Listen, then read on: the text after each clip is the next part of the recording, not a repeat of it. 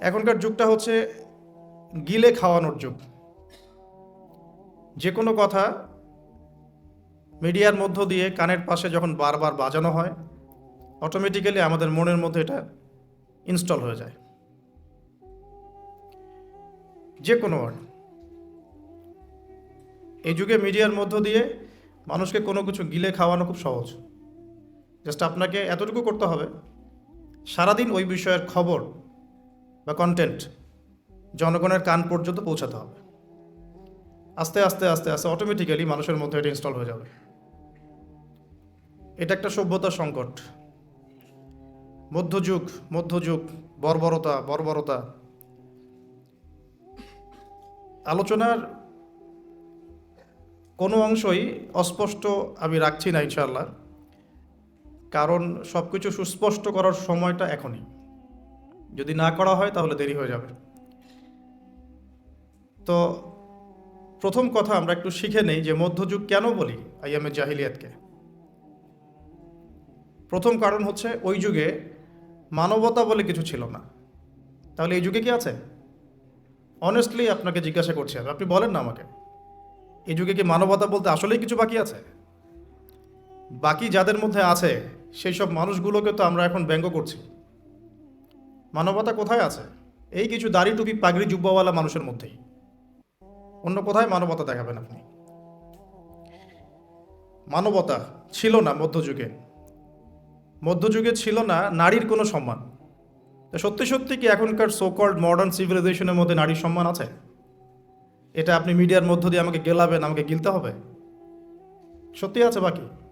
Honestly speaking, আমাদের মা বোন, আমাদের দিনী বোন থেকে শুরু করে সমাজের টপ টু বটম, একদম লেস থেকে শুরু করে টপ পর্যন্ত সবখানে কি নারীর সম্মান চমৎকারভাবে দেয়া হচ্ছে? সত্যি কি তাই? আমরা নিজেদের সাথে প্রতারণা করব না। আমরা কোরআন এবং হাদিসের সাথে তো প্রতারণা করছি দীর্ঘ সময় থেকে। অ্যাটলিস্ট বিবেকের কাছে আমরা প্রতারণা করব না, বিবেকের সাথে আমরা প্রতারণা করব না। সত্যিকার অর্থেই নারীর সেই সম্মান এখন নাই, ফুল স্টপ। 3 নাম্বার, আইয়ামে জাহিলিয়াত কেন বলি? বিকজ ওই যুগে ছিল সুদ, ইকোনমিক সেকশন ছিল রিবা দিয়ে পরিপূর্ণ। তো আপনি কি আমাকে এখন রিবা মুক্ত একটা ওয়ার্ল্ড দেখাতে পারছেন? রিবা বা ইন্টারেস্ট মুক্ত, দুর্নীতি মুক্ত, ইকোনমিক সেকশনে করাপশন মুক্ত, ঘুষ মুক্ত, চাঁদাবাজি মুক্ত একটা ইকোনমিক সিস্টেম কি আপনি আমাকে দিতে পারবেন? এই বিশ্বে কি আসলেই এরকম কোন ইকোনমিক সিস্টেম বাকি আছে? ইকোনমি সম্পর্কে আমাদের পড়াশোনা এতই নিম্ন লেভেলের যে মানুষকে এখন বোঝাতে হয় যে গোল্ড দিনার অ্যান্ড সিলভার দিরহাম এটা ইসলামিক কারেন্সি। মানুষকে এটা বোঝাতে হয়। মানুষ আমাদের সমাজে তর্ক করে চাল দিয়ে ফেতরা দিবে না টাকা দিয়ে ফেতরা দিবে, এটা নিয়ে তর্ক হয়। পক্ষে বিপক্ষে তুলকালাম ঝগড়া হয়, কিন্তু তারা এটা রিয়েলাইজ করে না যে ইসলামিক কারেন্সি বলতে কি বোঝায়। কারেন্সির মধ্যেও সুদ আছে, পুরো ওয়ার্ল্ডের ব্যাংকিং সিস্টেমে সুদ আছে, হোক সেটা IMF বা ওয়ার্ল্ড ব্যাংক বা সেন্ট্রাল ব্যাংক বা এনজিওস, এভরি সিঙ্গেল সেকশন এখন সুদের আন্ডারে আছে। তাহলে আপনি কি আমাকে এই যুগটাকে খুব সভ্য যুগ বলবেন? কেন আইয়ামে জাহিলিয়াত বলা হয় সেটা আগে বলে নিচ্ছি। আইয়ামে জাহিলিয়াত কেন বলা হয়? বিকজ ওই যুগে ছিল জিনা আর ব্যভিচার আর মাদক আর জুয়া। তো আমরা এখন কোন জান্নাতি সমাজে আছি? এই যুগের মধ্যে কি জেনা নাই, ব্যভিচার নাই, ধর্ষণ, গুম খুন, সুদ ঘুষ, দুর্নীতি, করাপশন বা জুয়া, এগুলো কি এই যুগের মধ্যে নাই? আমরা তো বলি বিশ্বায়নের যুগ, তাহলে ওই সময়ে ওই পাপগুলো নিঃসন্দেহে একটা সংক্ষিপ্ত পরিসরে সীমাবদ্ধ ছিল। এখন এই পাপগুলোর গ্লোবালাইজেশন হয়েছে, দ্যাটস অল। তাহলে আমরা প্রথমে এতটুকু জানলাম যে কেন আমরা ওই সময়টাকে মধ্যযুগ বলি, বর্বর বলি, আইয়ামে জাহিলিয়াত কেন বলি। মোটা দাগে এগুলো ছিল সামাজিক এবং রাজনৈতিক সমস্যা। কিন্তু ধর্মীয় সমস্যা কী ছিল? শিরক। ওই যুগের মানুষ আল্লাহ পাকের একত্ববাদের সামনে মাথা নত করেনি। ওই যুগের মানুষ বহুত্ববাদী ছিল, চন্দ্র সূর্য গ্রহ নক্ষত্র গাছপালা দেবদেবী প্রতিমা এগুলোর পূজা করত। তো এই সমস্যাটা কি এখন নাই? আমরা নন মুসলিমদের কথা বলছি না, ইভেন মুসলিমদের মধ্যেও কি প্রবলেমসগুলো নাই? আচ্ছা, অনেক ইউনিভার্সিটিস আমাদের সমাজে আছে, স্কুল কলেজ, শিরক আলাদা ডিপার্টমেন্ট কোথায় আছে? তাওহিদ এই ডিপার্টমেন্ট কোথায় আছে? একটা মজার কথা বলি, সেটা হলো আমরা যারা কোরআন হাদিস পড়াই, আলেম তালেব ইলম, সবাই হাদিসটা জানি যে শেষ জামানার সবচেয়ে বড় ফিতনা হলো মাসিহুদ দাজ্জাল।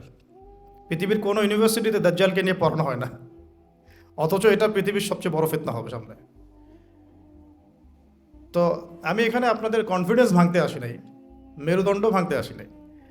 আমি কয়েকটা জায়গায় আপনাদের দৃষ্টি নিবদ্ধ করতে এসেছি যে আইএমএ জাহিলিয়া যে যুগটাকে আমরা বলতাম, এখন কিন্তু তার চেয়ে কোনো ভালো যুগে আমরা বসবাস করছি না। হ্যাঁ, উন্নতি হয়েছে আমাদের কোন কোন ক্ষেত্রে, জনসংখ্যা বেড়েছে, আমাদের সায়েন্স অ্যান্ড টেকনোলজির উন্নতি হয়েছে, প্রযুক্তিগত উন্নয়ন হয়েছে। আগেকার রোড এখনকার রোড এক না, এখন আমরা ফ্লাই করি, আমরা এক্সপোর্ট ইম্পোর্ট করি, আমরা মহাকাশ জয় করেছি, আমরা সাগর জয় করেছি, পাহাড় জয় করেছি, এগুলো তো হচ্ছে। সত্যিকার অর্থে বিজয় কাকে বলে এটাও আমাদেরকে ভাবতে হবে। এই সামগ্রিক সভ্যতা নিয়ে যদি কাল কিয়ামতের মাঠে আমরা জান্নাতে যেতে না পারি, তাহলে কি আমরা বলবো আমরা বিজয়ী ছিলাম? আল্লাহ পাক কি বলছেন? আল্লাহ পাক বলছেন ফামান যুহজিহা আনিন নারি ওয়া উদখিলাল জান্নাতা ফাকাদ ফাজ। আদম আলাইহিস সালাম থেকে শুরু করে শেষ নবী মুহাম্মদ সাল্লাল্লাহু আলাইহি ওয়াসাল্লামের উম্মত পর্যন্ত, এই যে কোটি কোটি মিলিয়ন বিলিয়ন মানুষের মধ্যে যারাই পুলসিরাত পার হতে পারবে, জাহান্নাম থেকে বাঁচতে পারবে, জান্নাতে যেতে পারবে, ফাকাদ ফাজ, তারা সফল। তা আমরা এখানে ডেফিনেশন অফ সাকসেসও পাচ্ছি। তাহলে আমরা এখন বলতে পারি না যে এই সভ্যতার উন্নয়ন দিয়ে আমরা জান্নাতে যেতে পারবো, আদর্শগত উন্নয়ন দিয়ে আমরা জান্নাতে যেতে পারবো ইনশাআল্লাহ। তো এই আদর্শগত উন্নয়ন সাধন করার জন্যই আল্লাহ রাব্বুল আলামিন আইএমএ জাহিলিয়াতের মতো যুগেও মুহাম্মদ সাল্লাল্লাহু আলাইহি ওয়াসাল্লামকে পাঠিয়েছেন। বলি সুবহানাল্লাহ। আল্লাহ পাকের একটা বড় দয়া যে আল্লাহ পাক চাচ্ছেন আমরা জান্নাতে যাই। আল্লাহ পাক চাচ্ছেন এই আইএমএ জাহিলিয়াতের মানুষগুলো আবার আল্লাহর পথে ফিরে আসুক, আল্লাহকে ফিরে পাক, আল্লাহকে চিনুক, আল্লাহকে জানুক, দুনিয়াতেও সফল হোক, পরকালেও জান্নাতে যাক। এটা আল্লাহ পাক চাচ্ছেন। এই সিলসিলাতে আল্লাহ রাব্বুল আলামিন প্রায় 1,24,000 নবী রসুল পাঠিয়েছেন। আলহামদুলিল্লাহ, প্রায় 1,24,000। স্পেসিফিকলি আমি বলতে পারবো না, কারণ এই ফিগারটা এভাবে বলা যায় না, কিন্তু কিছু কিছু হাদিসের মধ্যে আছে 1,24,000 নবী রসুল পয়গম্বর আল্লাহ পাক পাঠিয়েছেন। কোরআনুল কারীমে আছে 25 জন নবীর নাম। আর আল্লাহ পাক বলেছেন আমি এমন অনেক নবী চলে গেছেন যাদের নাম তোমাকে জানাইনি, যাদের কথা আমি তোমাকে বলি নাই হে নবী সাল্লাল্লাহু আলাইহি ওয়াসাল্লাম। তো এখন আমরা দেখব যে ওই যুগটাকে কি নবী সাল্লাল্লাহু আলাইহি ওয়াসাল্লাম পরিবর্তন করতে পেরেছিলেন কিনা। তার আগে একটু বুঝে নেই যে ওই সমস্যাগুলো আমাদের সমাজে এখন আছে কিনা।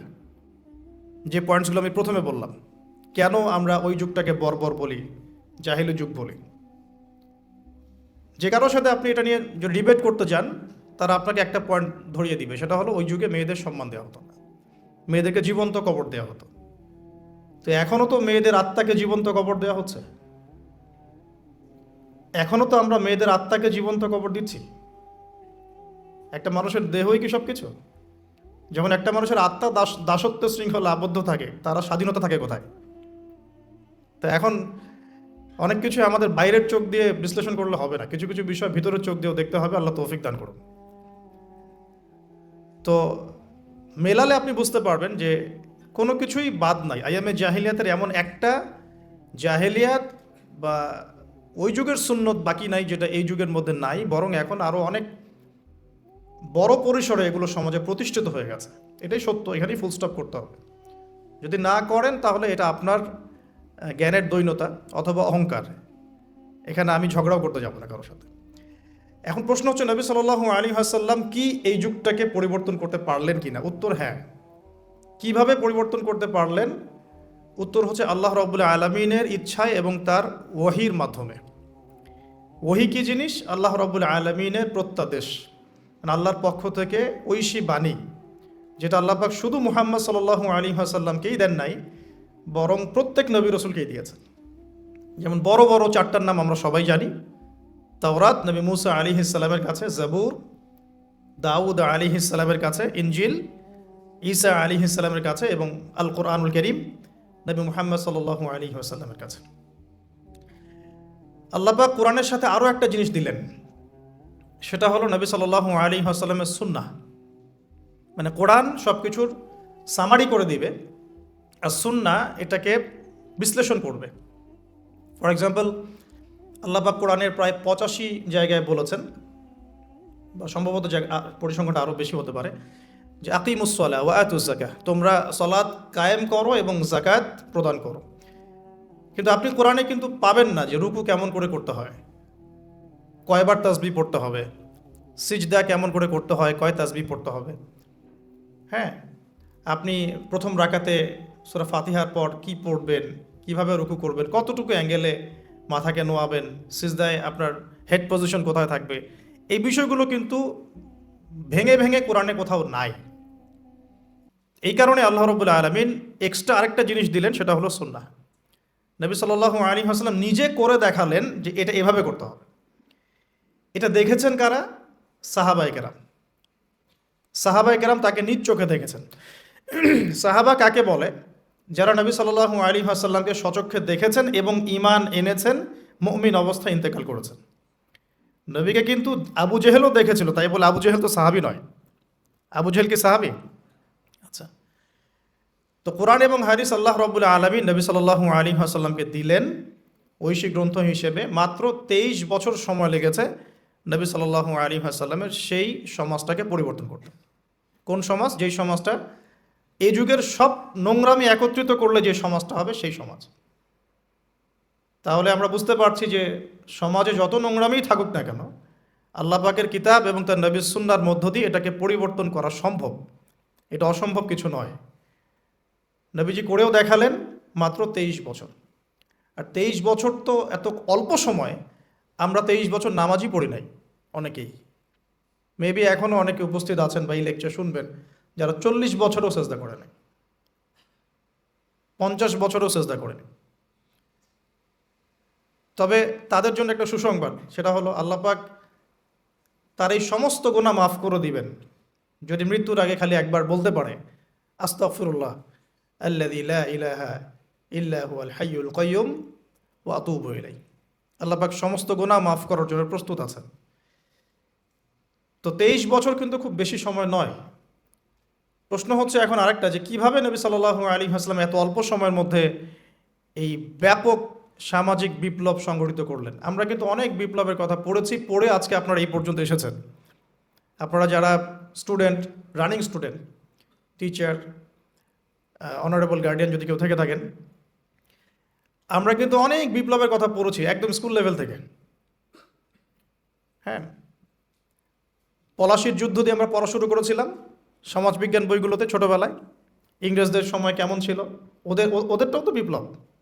ইংরেজরা সারা বিশ্ব শাসন করেছে, এটাও তো ওদের বিপ্লব। বলশেভিক পড়েছেন, চাইনিজদেরটা পড়েছেন, মুসলিনিটা পড়েছেন, তারপরে প্রাচীন ওই গ্রিক দর্শনগুলো পড়েছেন, তাই না? তারপরে আমরা যে ফোরাত, ইউফ্রেটিস নিয়ে এতগুলো কথা বলি, ওখানে যে প্রাচীন ব্যাবিলনের সভ্যতা ছিল, এগুলো পড়েছেন। চাইনিজদের তো রিসেন্ট, এটা তো বেশি দিন হয়নি।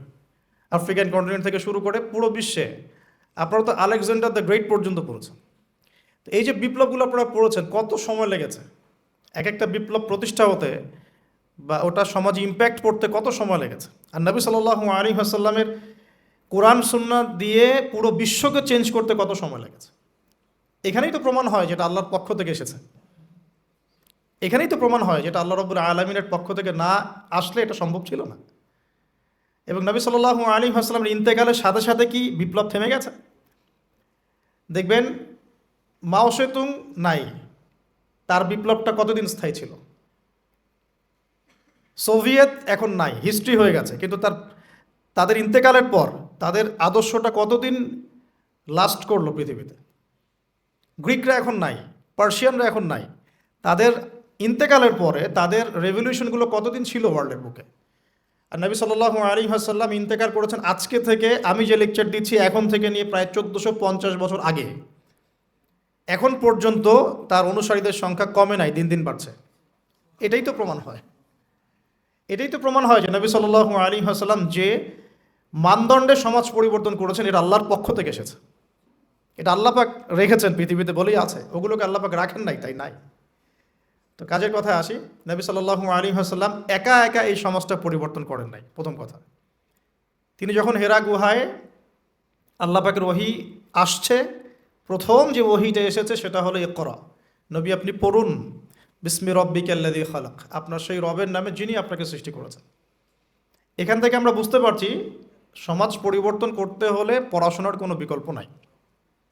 উপকারী যে কোনো বিদ্যাই পড়াশোনা, উপকারী যে কোনো জ্ঞানই পড়াশোনা, তবে সব পড়াশোনাই কোরআন সুন্নাহ ভিত্তিক নয়। কিছু আসে বৈষয়িক পড়াশোনা, বৈষয়িক লেখাপড়া করতে আল্লাহ পাক আমাদেরকে নিষেধ করেননি, কোরআন সুন্নাহ নিষেধ করছে না। কিন্তু কোরআন এবং সুন্নাহ ইসলাম চাচ্ছে আপনার পড়াশোনার জ্ঞানটাকে আপনি আল্লাহর জন্য কাজে লাগান, দ্যাটস অল, আর কিচ্ছু না। টেক্সটাইল বলেন, মেডিকেল সায়েন্স বলেন, ইঞ্জিনিয়ারিং বলেন, হ্যাঁ, পলিটিক্যাল সায়েন্স বলেন, জিও পলিটিক্স বলেন, কোনো সাবজেক্ট স্টাডি করতে কোরআন সুন্নাহ আপনাকে নিষেধ করছে না। আমরা কেন কনজাস্টেড চিন্তা করি? বরং আমি বলি আপনারা বড় স্বপ্ন দেখবেন। আল্লাহ পাক শুধু এতটুকু চাচ্ছেন আপনি আল্লাহর দেয়া ইলম অনুযায়ী আমল করছেন কিনা, এবং সেই জ্ঞানটাকে আপনি দিনের জন্য কতটুকু কাজে লাগাচ্ছেন, বা ওই প্রফেশনের থেকে রিজিক অর্জন করে সেই রিজিকের কতটুকু আপনি আল্লাহর পথে ব্যয় করছেন। আল্লাহ পাক এটা দেখতে চায় না। হালাল যে কোনো প্রফেশনই আল্লাহর কাছে সম্মানের। তো অনেক সময় আমরা নামাজ কালাম শুরু করলেই কিছুটা হীনমন্যতায় ভোগা শুরু করি। আমি কি তাহলে ট্র্যাক চেঞ্জ করে দিব? ট্র্যাক চেঞ্জ করে আমি কি আবার মক্তবে ভর্তি হব? আমি কি আবার মাদ্রাসায় আসবো? আমি কি আবার দাওরা দিব? সবাই সব কিছু করতে পারবে না, আর সবাইকে আল্লাহ পাক সব কিছু করতে বলেনও নি। সমাজে নির্দিষ্ট একটা অংশের মানুষকে আল্লাহ পাক বলেছেন যে তারা দিনের জ্ঞান চর্চা করবে, তারা বড় বড় আলেম হবে, মুজতাহিদ হবে, ফকিহ হবে, মুহাদ্দিস মুফাসসির হবে, তারা বাকি জনগণকে লিড দিবে ধর্মতাত্ত্বিক ক্ষেত্রে। এবং যে যে প্রফেশনে থাকবে সেখানে যদি তারা সৎ থাকে, তাদের কাজে অনেস্ট থাকে, এবং ওই রিজিকটাকে আল্লাহর পথে ব্যয় করে, ওই জ্ঞানটাকে আল্লাহর জন্য কাজে লাগায়, ইনশাআল্লাহ দুনিয়াতেও সফল হবে, পুরো জাতি ঐক্যবদ্ধভাবে জান্নাতে যাবে ইনশাআল্লাহ। অনেক জাতি কিন্তু একসাথে জান্নাতে যাবে, কারণ তারা সেভাবেই তাদের দুনিয়ার জীবনটাকে সাজিয়েছিল।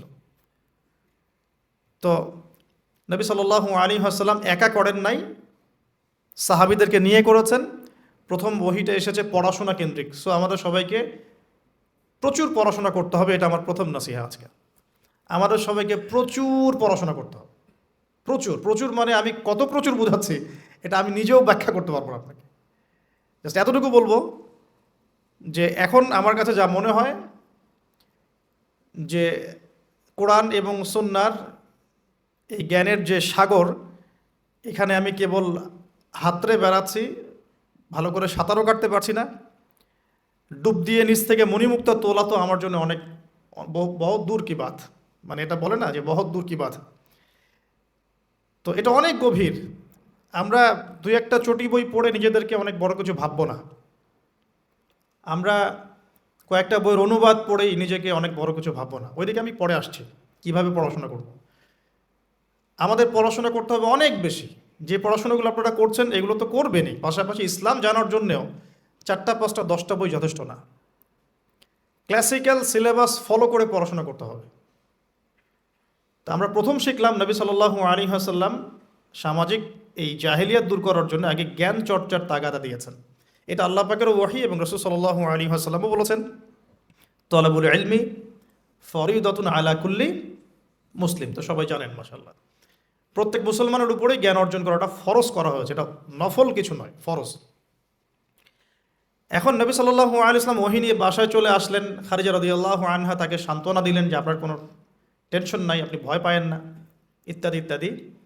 ওয়ারাকা বিন নাফেলের কাছে নিয়ে যাওয়া হয়েছে। ওয়ারাকা বিন নাফেল তিনি বলেছেন যে তোমার কাছে যে ফেরেশতা এসেছিল তার নাম নামুস বা জিবরাইল আলাইহিস সালাম, যে নবী মুসা আলাইহিস সালামের কাছেও এসেছিল। তবে এখন তোমাকে তোমার কওম বের করে দিবে, এখন তোমাকে তোমার কওম বের করে দিবে। যদি আমি ওই দিন জীবিত থাকি যেদিন তোমার কওম তোমাকে বের করে দিবে, আমি তোমাকে বড় রকম সাহায্য করব। এই কথাটা বলেছেন ওয়ারাকা বিন নওয়াফেল। সহিহ বুখারীর 2য় পৃষ্ঠায় এটা আছে, ওহী অধ্যায়ে। নবী সাল্লাল্লাহু আলাইহি ওয়াসাল্লাম অবাক হয়েছিলেন এই সময়, জিজ্ঞাসা করেছিলেন যে আওয়া মুখরিজিয়া, তারা কি আমাকে বের করে দিবে? মুখরিজিয়াহুম, তারা কি আমাকে বের করে দিবে? তো ওয়ারাকা বিন নাফেল বলেছিলেন, এর আগে যার কাছেই এই ফেরেশতা এসেছেন তাকেই তার কওম বের করে দিয়েছে। এখান থেকে একটা মন শক্ত করা কথা শুনতে হবে, সেটা হচ্ছে যদি আপনি সত্যিকারের ওহী কোরআন এবং সুন্নাহর উপর থাকতে চান, তাহলে সমাজ আপনাকে স্বাভাবিকভাবে মেনে নেবে না। বিকজ সমাজটা জাহিলিয়াতের। আপনি রিবার এগেনস্টে কথা বলবেন, তারা আপনাকে মেনে নেবে না। আপনি পুরো বিশ্বে মুসলিমদের উপর যে নির্মম নির্যাতন, এর এগেনস্টে কথা বলবেন, তারা আপনাকে মেনে নেবে না। আপনি ধর্মতাত্ত্বিক ক্ষেত্রে মুসলিমদের মধ্যে যে সমস্যাগুলো নিয়ে কথা বলবেন, সবাই আপনাকে বন্ধুরূপে গ্রহণ করবে না। যদি তাদের ক্ষমতা থাকে তাহলে আপনাকে বেরো করে দিতে পারে, যদি ক্ষমতা না থাকে তাহলে মনে মনে হিংসা করতে পারে, ট্র্যাপে ফেলতে পারে, অনেক কিছুই করতে পারে। এটা হচ্ছে দলিল যে ওয়ারাকা বিন নাফেল প্রথম এই কথাটা বলেছিলেন, এবার তো তোমার কম তোমাকে বের করে দিবে। আপনি বাসায় গিয়ে আজকে সহিহ বুখারী খুলে দেখেন, এটা হচ্ছে ওহী আসার বাস্তবতা। যাদের কাছে ওহী এসেছে এবং যাদের কাছে ওহীর জ্ঞান আছে, তাদেরকে সবাই বন্ধুরূপে গ্রহণ করবে না। ইভেন আপনিও যদি এখন ইসলাম 100% ফলো করার চেষ্টা করতে থাকেন, আপনি আপনার পরিবারের মধ্যেই এক ঘরে হয়ে যেতে পারেন। আপনি আপনার পরিবারের মধ্যেই প্রবলেম ফেস করতে পারেন, সোসাইটিতে করতে পারেন। আমি তো অবাক হচ্ছি যে একটা শিক্ষা প্রতিষ্ঠানে এ ধরনের প্রোগ্রামের আয়োজন করা হচ্ছে। কয়টা শিক্ষা প্রতিষ্ঠান বাংলাদেশে আছে যেখানে বসে এই ধরনের কথা বলা যায়? অনেস্টলি স্পিকিং বলেন, 1%, 2%, 5%? আল্লাহ কবুল করেন, দোয়া করি আমি। এই জন্য আমি কঠিনভাবে কথাগুলো বলে যাচ্ছি, কারণ সবসময় সব সুযোগ হয়ে ওঠে না। ওহীর জ্ঞান এমন একটা জিনিস যেটা সবাই বন্ধুরূপে গ্রহণ করে না। কিন্তু নবী সাল্লাল্লাহু আলাইহি ওয়াসাল্লাম কি থেমে গিয়েছেন? উত্তর না। তিনি এবার তার ট্যাকটিকটা দেখেন, কিভাবে তিনি 23 বছর এটা করেছেন, মাত্র 23 বছরে। প্রথমত তিনি কি করেছেন? কাছের মানুষদেরকে আগে দাওয়াত দিয়েছেন। তাহলে দিন আগে নিজে যখন পালন করবেন, বুঝবেন, আমল করবেন, এটা প্রথম কাজ। জ্ঞান অর্জন করার পর এরপরে আপনার কাছের মানুষদেরকে দিনের দাওয়াত দিতে হয়। কাছের মানুষ মা, বাবা, স্ত্রী, সন্তান, বন্ধু বান্ধব ইত্যাদি। নবী সাল্লাল্লাহু আলাইহি ওয়াসাল্লামের দাওয়াতে প্রথম ইসলাম কবুল করেছেন কারা? খাদিজা রাদিয়াল্লাহু আনহা, কাছের মানুষ, স্ত্রী। আবু বকর সিদ্দিক রাদিয়াল্লাহু আনহু, প্রায় বন্ধু মানুষের মতোই, আগে থেকে পরিচয় ছিল। তারপরে তার ছোট ভাই আলী ইবনে আবি তালেব, কাজিন। তার আরেক কাজিন জাফর ইবনে আবি তালেব। বাসায় ছিলেন একজন পালক পুত্র যায়েদ ইবনে হারেসা।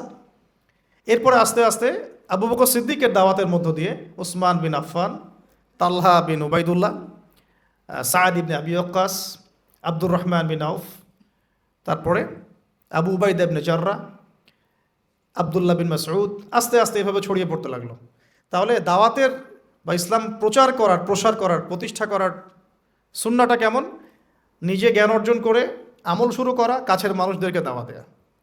আমরা কিন্তু নবীর সুন্নাহ মেনে চলতে চাচ্ছি না দিন প্রতিষ্ঠা করার ক্ষেত্রে। আমরা ইনস্ট্যান্ট রেজাল্ট চাই।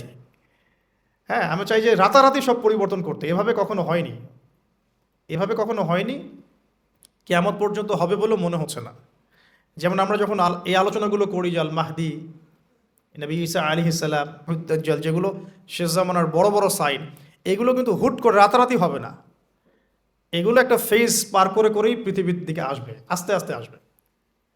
তো এখন দেখুন এরপর কি হলো। নবী সাল্লাল্লাহু আলাইহি ওয়াসাল্লাম যখন এভাবে দাওয়াতি কাজ করতে লাগলেন, প্রথম 3 বছর তিনি এভাবে দাওয়াত দিয়েছেন। বেশিরভাগ যারা ইসলাম কবুল করেছেন তারা ছিলেন যুবক। এখান থেকে আপনাদের সাথে আমার কথাটা শুরু হচ্ছে আর কি। বেশিরভাগ যারা ইসলাম কবুল করেছিলেন তারা কারা ছিলেন? যুবক। আপনি সিরাত পড়েন, অ্যাটলিস্ট আর রাহিকুল মাখতুম বইটা পড়ে দেখেন, দেখবেন বেশিরভাগই ছিলেন তরুণ প্রজন্ম। কেন তরুণ প্রজন্ম? বিকজ তরুণদেরকে আল্লাহ পাক একটা বলবো আবেগের সাম্যাবস্থা দিয়েছেন। এটা কেমন? মানে তারা যদি খারাপ পথে যায় তাহলে খুব খারাপ পথেই চলে যায়, তারা যদি ভালো পথে আসতে চায় খুব ভালো পথে চলে আসে। তারা চ্যালেঞ্জ গ্রহণ করতে পারে, খোলা মনে সিদ্ধান্ত নিতে পারে, অনেক সময় আবেগকে প্রশ্রয় দেয়। আবেগে কখনো ভুল সিদ্ধান্ত নেয়, কখনো কিন্তু সঠিক সিদ্ধান্ত নেয়। তো তরুণদের মধ্যে একটা চ্যালেঞ্জ গ্রহণ করার মানসিকতা থাকে যে ঠিক আছে, আমি ইসলামের পথে থাকবো, পরিবার আমাকে না সহ্য করে না করুক। এই জিনিসটা 40-50 বছর একটা মানুষ করতে পারে না। সে চিন্তা করে যে না, তারা আমার ছেলে মেয়ে, তাদেরকে নিয়ে ব্যালেন্স করে চলতে হবে ইত্যাদি ইত্যাদি। তারা মাঝ রাস্তা খোঁজার চেষ্টা করে, কিন্তু তরুণরা হয় ডান না হলে বাম, যে কোনো একদিকে চলবে। দেখবেন অনেক তরুণ ভাই আছেন যারা পুরোপুরি মাদকের সাথে সম্পৃক্ত, মাদকাসক্ত, ওখান থেকে বের করা সো ভেরি ডিফিকাল্ট। আবার অনেক তরুণ প্রজন্ম আছে যারা মাদক কখনো হাতই দেয় না। আপনি এরকম দুটো প্রজন্ম দেখবেন বাংলাদেশে। কেউ কখনো জুয়ার আসরে কখনোই বসে নাই, আর কারো জুয়া না খেললে ঘুম আসে না। কেউ তাহাজ্জুদ ছাড়া ঘুমাচ্ছেন না, আর কেউ মসজিদে যায়ই নাই কখনো। একটা দৈন্যতা আছে, মেরুকরণ আমাদের দেশের তরুণ প্রজন্মের মধ্যে। তবে এটা আমাদের জন্য ভালো সংবাদ যে আলহামদুলিল্লাহ দিন দিন তরুণ প্রজন্মের মধ্যে একটা পরিবর্তন আসছে। এটা আল্লাহ পাকের খাস রহমত, যাদের মাধ্যমে আসছে আল্লাহ পাক তাদেরকে যেন কবুল করেন, দোয়া করি আমি। এখন সমাজ কি থেমে থাকলো? না, সমাজ কিন্তু এটা ভালো করে মেনে নিল না। এবার শুরু হলো তাদের প্রতি অত্যাচার, ফিজিক্যাল টর্চার, মেন্টাল টর্চার, অর্থনৈতিক অত্যাচার, কোনো কোনো ক্ষেত্রে পরিবার বের করে দিল। মুসআব বিন উমাইরের জীবনী পড়ে দেখেন, উসমান বিন আফফান রাদিয়াল্লাহু আনহুর জীবনী পড়ে দেখেন, জাফর ইবনে আবি তালেবেরটা পড়েন, আলী ইবনে আবি তালেবের জীবনী পড়েন দেখেন, বেলাল ইবনে রাবাহ তার জীবনী পড়ে দেখেন, সুমাইয়া রাদিয়াল্লাহু আনহারটা পড়েন, খাব্বাব রাদিয়াল্লাহু আনহুরটা পড়েন, তারপরে ইয়াসির পরিবারেরটা পড়েন। হ্যাঁ, মানে আসলে সাহাবীদের মধ্যে খুব কম সংখ্যক সাহাবী এমন ছিলেন যাদেরকে কোনো রকম নির্যাতন ফেস করতে হয় নাই। তো এরপরেও দাওয়াত থেমে যায় নাই, দাওয়াত চলতে লাগলো। কারা অপোজিশনে ছিল? আবু জাহেল, আবু লাহাব, উতবা, শাইবা, রবিআ, সাআদাতু কুরাইশ, অর্থাৎ কুরাইশদের সর্দার যারা। তারা কি আল্লাহকে বিশ্বাস করতো না? উত্তর হ্যাঁ করতো। হ্যাঁ, তারা আল্লাহকে বিশ্বাস করতো। ইভেন তারা হজও করতো, তখন হজমরাও ছিল বিকৃত। তারা আল্লাহকে বিশ্বাস করতো, আল্লাহর জন্য নজর মানত করতো, কুরবানি করতো, সবই করতো। তাহলে সমস্যা কোথায় ছিল? সমস্যা এখানে ছিল যে তারা কোরআন এবং হাদিস কেন্দ্রিক ইসলামটাকে সামগ্রিক জীবনে বাস্তবায়ন করতো না। তারা আল্লাহকে বিশ্বাস করতো, আল্লাহর দাসত্ব করতো না। আল্লাহ বলতে একজন আছেন, উপরওয়ালা একজন আছেন, এটা তারা বিশ্বাস করতো, কিন্তু তারা বাস্তবে এটাকে আমল করে দেখাতো না, দাসত্বটা করতো না। এখন এই বিষয়গুলো যখন চলতে লাগলো, এক পর্যায়ে নবী সাল্লাল্লাহু আলাইহি ওয়াসাল্লাম সাহাবীদেরকে আবিসিনিয়ায় চলে যেতে বলেছেন যখন নির্যাতন বাড়তে লাগলো। আবিসিনিয়া কোন জায়গা? এখন জিও পলিটিক্স তো আপনারা পড়েন, জানি আমি। এখনকার ইথিওপিয়া না, ইরিত্রিয়া, এখনকার ইরিত্রিয়া। এই জায়গায় একজন বাদশা ছিলেন, তার নাম বাদশাহ নাজাশি। বাদশাহ নাজাশি, তো এই বাদশাহ নাজাশি ছিলেন একজন খ্রিস্টান শাসক। এখনকার সমকামী খ্রিস্টান না, তিনি একজন ভালো খ্রিস্টান ছিলেন এবং নবী ঈসা আলাইহিস সালামকে তিনি ফলো করতেন। তিনি সাহাবীদেরকে আশ্রয় দিয়েছেন, আলহামদুলিল্লাহ। এটা আল্লাহ পাকের পরিকল্পনা ছিল, এখানে তারা কোনো সমস্যা ফেস করেন নাই। 2 দফা সাহাবীরা সেখানে হিজরত করেছেন। নবী সাল্লাল্লাহু আলাইহি ওয়াসাল্লাম বলেছিলেন সেখানে একজন এমন রাজা আছেন যার রাজ্যে কেউ জুলুমের শিকার হয় না। তো এদিকে মক্কার অবস্থা খারাপ হতে লাগলো, আবিসিনিয়ায় হিজরত হলো। এই সময়টুকুর মধ্যে আল্লাহ পাক আরও কিছু যুবককে ইসলাম কবুলের সৌভাগ্য দিলেন। তার মধ্যে অন্যতম একজন হচ্ছেন হামজা রাদিয়াল্লাহু আনহু, যার নাম আপনারা জানেন। জাস্ট আজকে বাসায় গিয়ে তার জীবনীটা পড়ে দেখবেন কিভাবে তিনি ইসলাম কবুল করলেন। আমি সেগুলো বলতে যাচ্ছি না, অন্য লেকচারগুলোতে বলেছিলাম। আরেকজন হচ্ছেন ওমর ইবনুল খাত্তাব। ওমর ইবনুল খাত্তাব, তার ব্যাপারে শুধু এতটুকু বলবো, তিনি ইসলাম কবুল করে যখন কাবা ঘরের সামনে গিয়েছেন তাকে মানুষ মারা শুরু করেছে। তো তখন তাকে একজন পরামর্শ দিচ্ছিল যে তুমি কি আফালা কুনতা কাতামত, তাকে বলা হচ্ছে তুমি কি তোমার ইসলাম কবুলের বিষয়টা গোপন রাখতে পারতে না? যেমন আমরা বলি হিকমা অবলম্বন করতে পারতে না? তো তিনি বলেছিলেন যে ওয়াল্লাহি, আল্লাহর কসম করে বলছি, লাউফাররিকান্নাল হাক্কা মিনাল বাতিল কামা ফাররাকাল্লাহু বাইনাল লাইলি ওয়ান নাহার। তিনি বলছিলেন যে আমি আল্লাহর কসম করে বলছি, আমি অবশ্যই সত্য আর মিথ্যাকে আলাদা করে দিব, ঠিক যেভাবে আল্লাহ পাক রাত থেকে দিনকে আলাদা করে দেন। এরপর তার নাম হয়েছে আল ফারুক, মানে পার্থক্যকারী। ওমর আল ফারুক আমরা এই কারণে বলি, ওমর আল ফারুক মানে পার্থক্যকারী। তো এদিকে যুবকদের শক্তির মধ্য দিয়ে আবার নবী সাল্লাল্লাহু আলাইহি ওয়াসাল্লাম স্ট্রং হচ্ছেন, কিন্তু ইসলাম স্ট্রং হচ্ছে। ওদিকে আবিসিনিয়াতেও যুবকরাই, তরুণরাই ওখানে ইসলামের পতাকা নিয়ে গিয়েছেন, সেখানে বসবাস করা শুরু করেছেন। এবার নবী সাল্লাল্লাহু আলাইহি ওয়াসাল্লাম তায়েফে গেলেন, সেখানেও কিছু যুবক ছিল। 3টা বড় বড় যুবকদের মানে কমিউনিটি ছিল, যাদের নেতৃত্ব দিত তিনজন বড় নেতা, একজনের নাম আবদে ইয়ালাইল, একজনের নাম ছিল আবদে মাসউদ, আর একজন হাবিব বিন আমর। এই তিনজন ছিল বড় বড় গোত্র নেতা। নবীজি চেয়েছিলেন জিওপলিটিক্যালি যে আমি যদি তায়েফের সাপোর্টটা পেয়ে যাই তাহলে মক্কার এই যে মানে ওরা যে আমাদের উপরে নির্যাতন করছে এখান থেকে আমি একটা বড় পলিটিক্যাল অ্যালায়েন্স করতে পারবো তায়েফের সাথে। তায়েফবাসীর তখন ভাগ্যে হেদায়েত ছিল না, আল্লাহ যেভাবে চেয়েছেন। নবী সাল্লাল্লাহু আলাইহি ওয়াসাল্লামকে তারা তো গ্রহণ করেই নাই, বরং রক্তাক্ত করে সেখান থেকে বের করে দিয়েছে। নাউজুবিল্লাহ। নবী সাল্লাল্লাহু আলাইহি ওয়াসাল্লাম তাদের বিরুদ্ধে কোনো বদদোয়া করেন নাই। বদদোয়া করেছেন? এটাও আমাদের শিখতে হবে। কিছু হলেই যে আমরা মানে খুব কাউন্টার একটা অবস্থা চলে যাই, হ্যাঁ, ঝগড়া করতে থাকি, স্পেশালি ফেসবুকে। স্পেশালি কোথায়? ফেসবুকে। আর এটা আমাদের জীবনের অনেক বড় সময় খেয়ে ফেলে। কিয়ামতের মাঠে আমরা দেখবো যে ফেসবুক কত সময় খেয়েছে। হ্যাঁ, কিয়ামতের মাঠে পরিসংখ্যান যখন দেখা যাবে তখন বুঝতে পারবো যে ফেসবুক খেয়েছে 2 বছর ইন টোটাল।